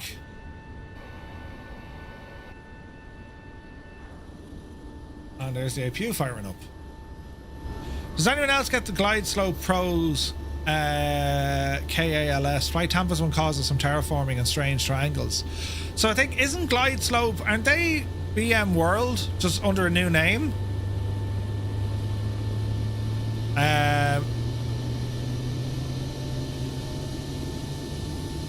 You don't get abducted. You don't get abducted by aliens. No. Yes, they are. I think they have a bit of turbulence behind them, Roy. Flight Tampa LAS is glitched badly. Dougal, good to see you, buddy. Yeah, there is glitches in it. Don't use the included city file. I just use the airport. It's okay for the airport. There are glitches in it though, 100%. Flight Tampa they just need to update it, you know. Bean's Irish Pub was located 4 miles in down the road there. You had your Guinness there 7 years ago. Over the 7-year period, says Two Dogs. No way. Brilliant. Roy picked up the BMW one for $5. Jesus, go going, man. Yeah. Alan says, Murph, I've been watching some of your stuff on YouTube. Just found you on Twitch. We're looking for a few streamers for some early access previews for our first aircraft. Do you have contact details? Alan, sure. I'll drop you a message. Oh wait, how do I do that?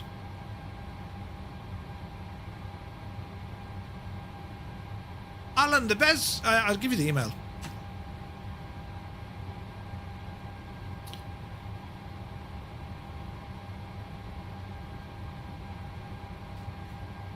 There she be. Merv, most of us can't use the Flight Tampa whatsoever. It seems bizarre. Yeah, why is that?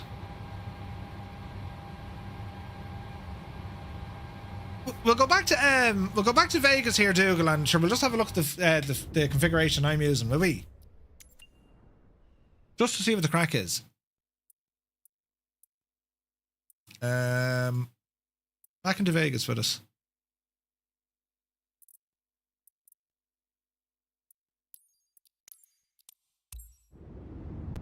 And figure out what's wrong, right? It's the taxi lighting, says Dougal. Jesus.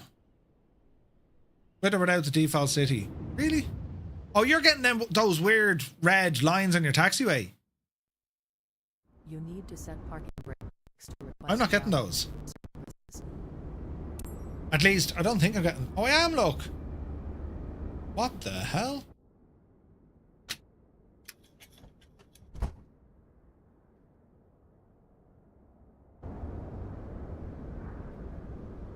Oh, yeah. Jesus, I didn't have them a few minutes ago.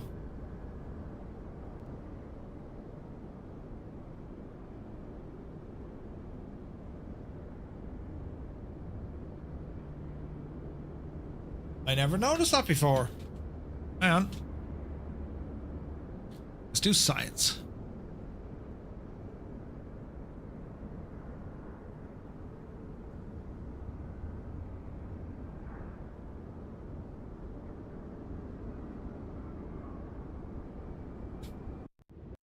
Do. Calum, who has in the past proved his genius, says if you have Flight Tampa Boston, turn that one on as well and I should fix it. You asked Flight Tampa for a refund, they told you to shag off. What? Sure, if the scenery is broken, it's up to them to fix it. And if you only bought it and it's not working, yeah, that doesn't sound too good, does it? If you find the time, Murph, can you check out EHAM? Do I have EHAM? I'm sure where did I get that from? Flight sim stuff. 2024 scenery Europe.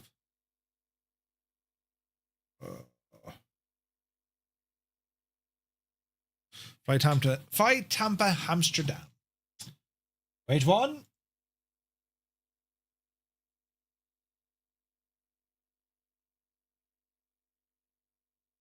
Please hold caller. Your call is important to us. That's the reason why you picked up the glide. Yeah, like what the hell, like.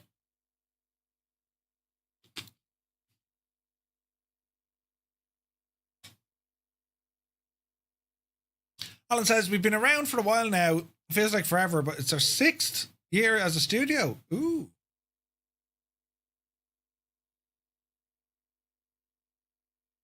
Correct and right, Stu. That's exactly it.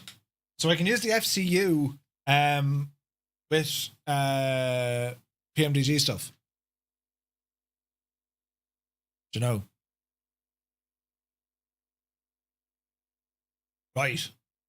We're copying over some sceneries. Let us now go into this gadget.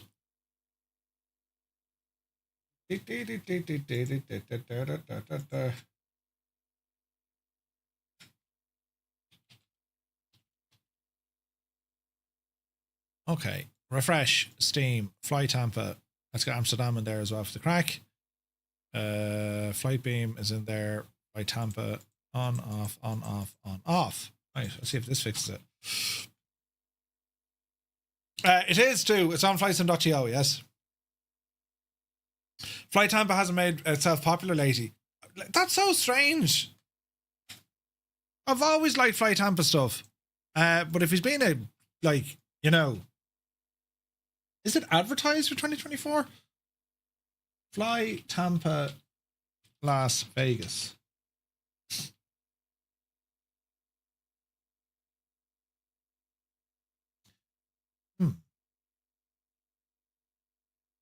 So he's probably going to say, no, you're not getting a refund because it's for flights in 2020 and not 2024.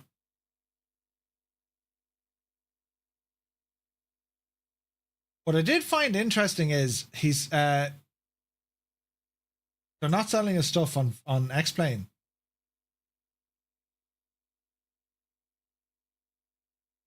Scenery by designers.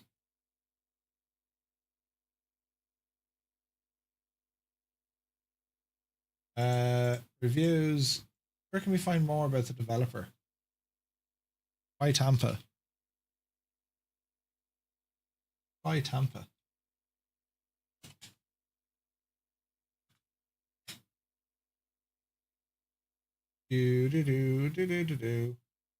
Or at least he stopped selling it on he stopped selling Amsterdam. Or not Amsterdam, sorry, he stopped selling Vegas, you know.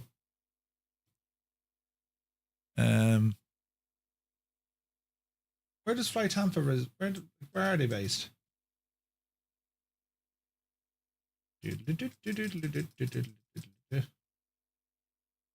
Fly Tampa.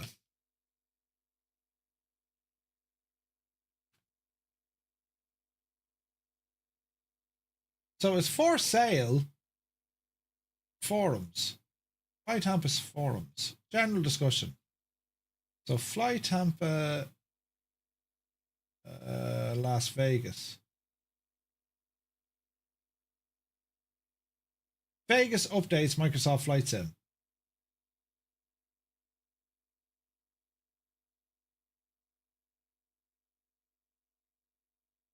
March 2003 was the last update. Well, that's very unfortunate.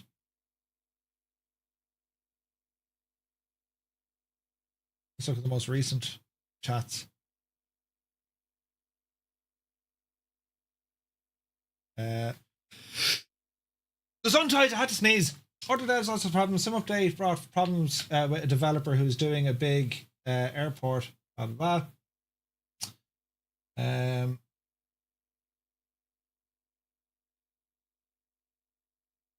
Where is this now? I don't see Flight Tampa coming back to anyone.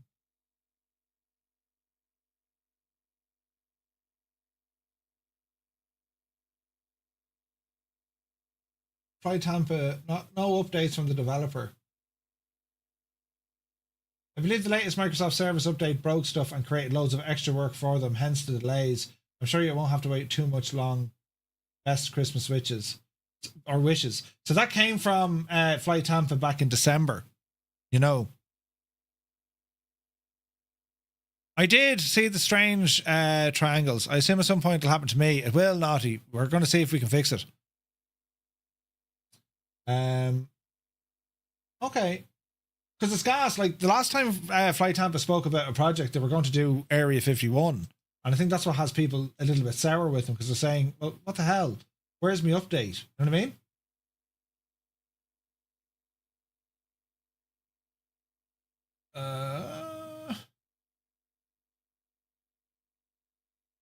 Is there an update from the developer?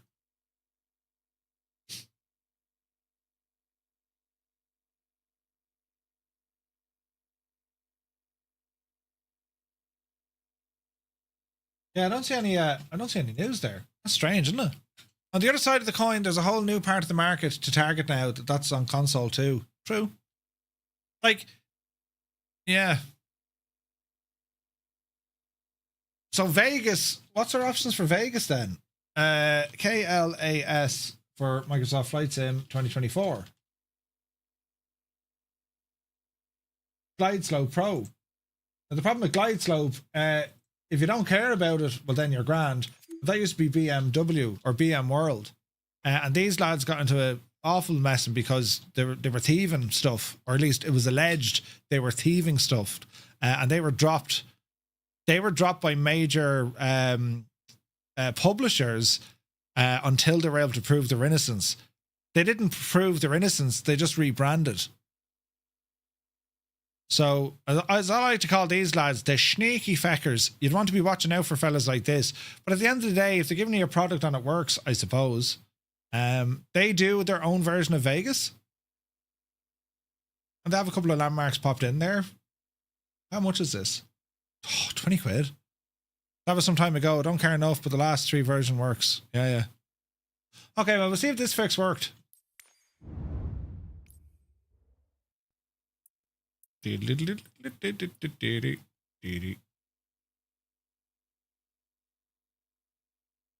Scenery loading. Looks okay.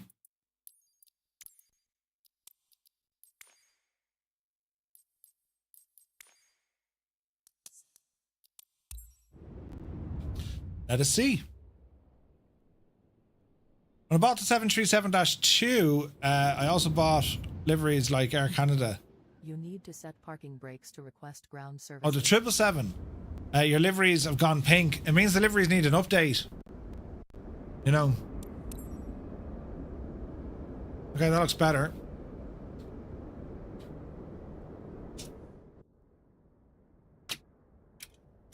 Calum could once again be promoted into genius mode.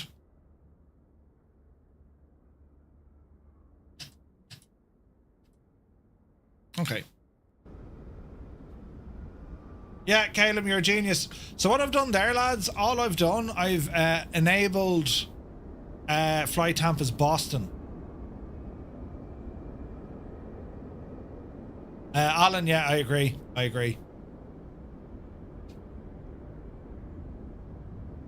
Now, does this fix the rest of the Shaggin Airport? Because I was having elevation issues as well. Let's have a look.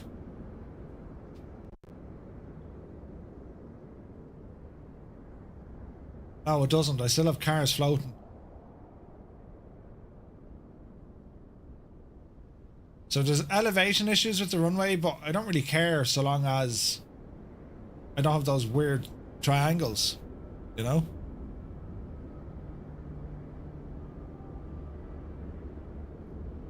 Taxi lights are repaired. Dougal, do you have Boston?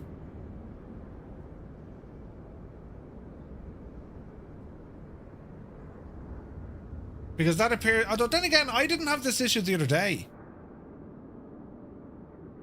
But then again, I could have had Boston turned on. You know what I mean? We'll do a bit of messing here just on time of day and stuff. So tonight, this is how it should be looking this evening. Naughty has Boston. Yeah.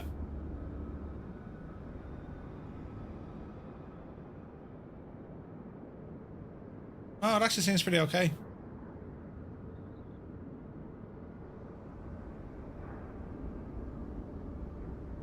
Didn't Fly Tampa put in the Gangnam Style dancer person? Or am I raving? Jeez, the airport's very empty.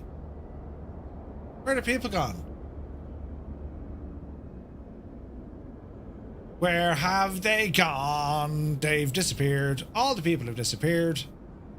It's like the Langoliers. What happens here stays here. Just a friendly reminder. Yeah. Right. What happens in Vegas goes on the internet. The area all at Boston. Ah, wait. Yes, they're in Boston. It was Boston they were doing the Gangnam Style, wasn't it? Right, okay, well that looks to have fixed the problem. Now, who wanted to check out Amsterdam? I didn't have an... What issue in Amsterdam, Roy? I wasn't aware of an issue in Amsterdam. Was Amsterdam having the same problem?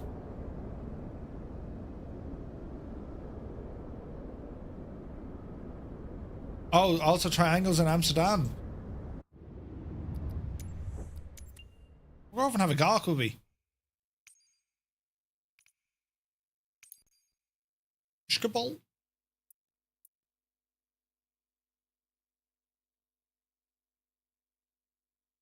I think the problem with Amsterdam, the update needed was the trees. Wasn't it like a barrel load of trees? And there was a mod on F on flightsim.to to remove trees, I think. You know. I'll give this a second to load in and see what happens. Oh no, we're going into the abyss! Jesus. The trees and the grass fix. Yeah, it's a separate, that's a separate issue. Oh, Jesus. Right? You need to set parking brakes to request ground services. Go to Vegas for vacation, leave on probation. Now you said it. Alright. So, it's shagged because there's all the trees, but there is a mod to get rid of all the trees. So that's not a big problem, right? There's just far too many trees around the shop. But in terms of the taxiway lights...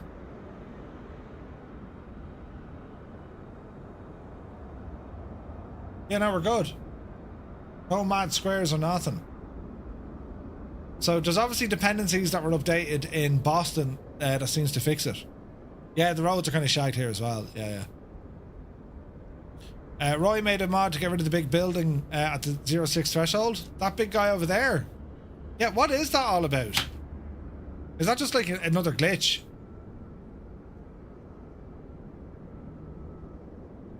That one there, Roy, is it? It's the Dutch attempt at building a pyramid out of glass.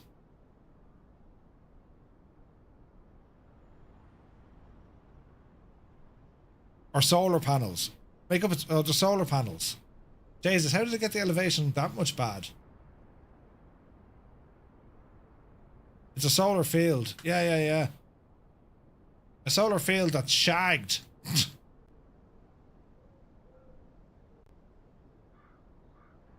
There's a fix for it. Yeah, yeah, Roy did a fix for it as well, yeah. Sweet, okay. Greenhouse firm called Scheckenveld. No solar, not solar, but greenhouses. Ah, okay.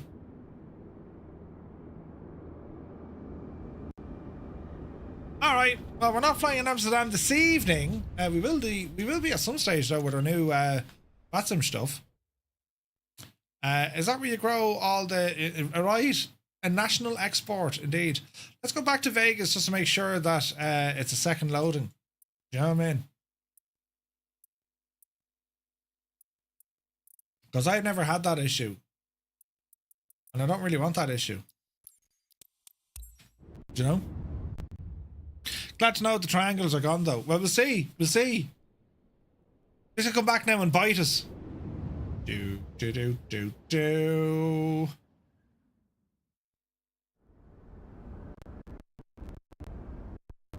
need to set parking brakes to request ground services. No, we look good. We look good, lads. Vegas is working on X-Plane 12. The Rio is modelled again. Ooh. Is that the native one, Sunjammer?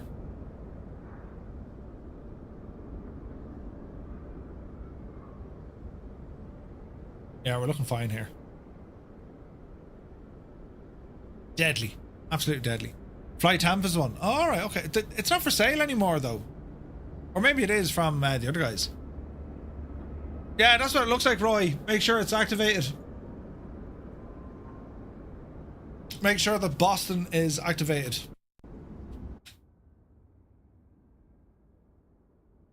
Alan, absolutely.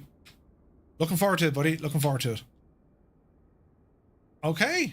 Right, well, that's the planation so for this evening, lads. We have reviewed the weather. We've checked our scenery. We've checked, you know, if things are working or not working.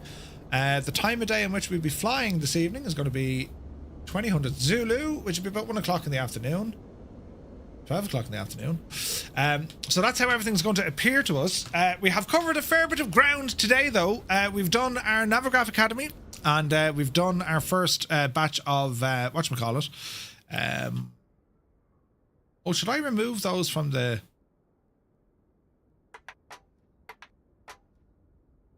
I should remove these from the cameras. Hang on a second. From the L cinematics. Shouldn't I?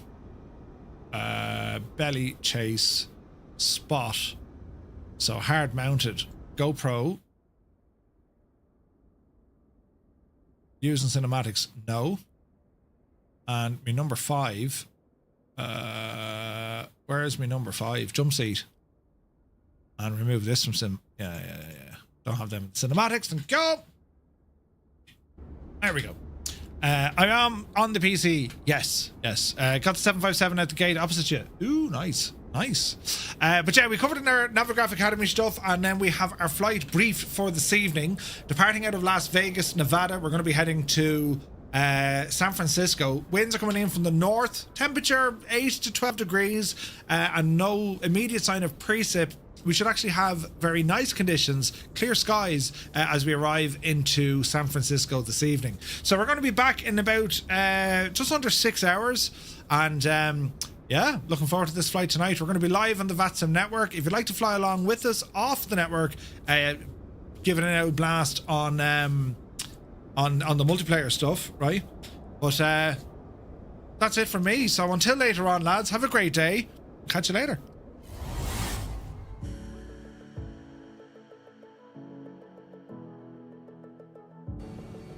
Holy crap. We're going in. That's it. There's no turning back at this stage. Jesus, mind the bears. Look at this big Jesus. Oh no, we're under dying. Quick, get out. Oh no, we're Jesus. Oh. Straight away. Do you like me, Podge and Raj? You ever see Podge and Raj, did you? I've all my own teeth. Axe the back of me sack. Jesus, I didn't think you'd say that. Right, anyway, that's enough of them. Right, we'll get into it anyway, will we? Come on over here with... I rarely use this word when it comes to flight sim add-ons. I reserve it only for the special kind. But, like, there's no point saying anything other than, this is shite. It's shite. Like, B, don't be that curious. It's not... No!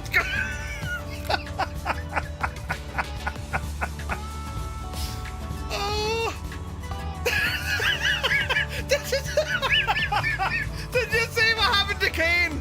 He just bounced off it. Please, somebody clip just that. Kane Lafford flew into the side at 100 knots. He just literally bounced off it and ended up over here. Someone has to clip that, lads. Kane Lafford came straight in. For a warbird, it's one of the finest warbirds ever released in Microsoft Flight Simulator, considering you have the excellent work of Flying Iron. This thing, because of the extra features, because of the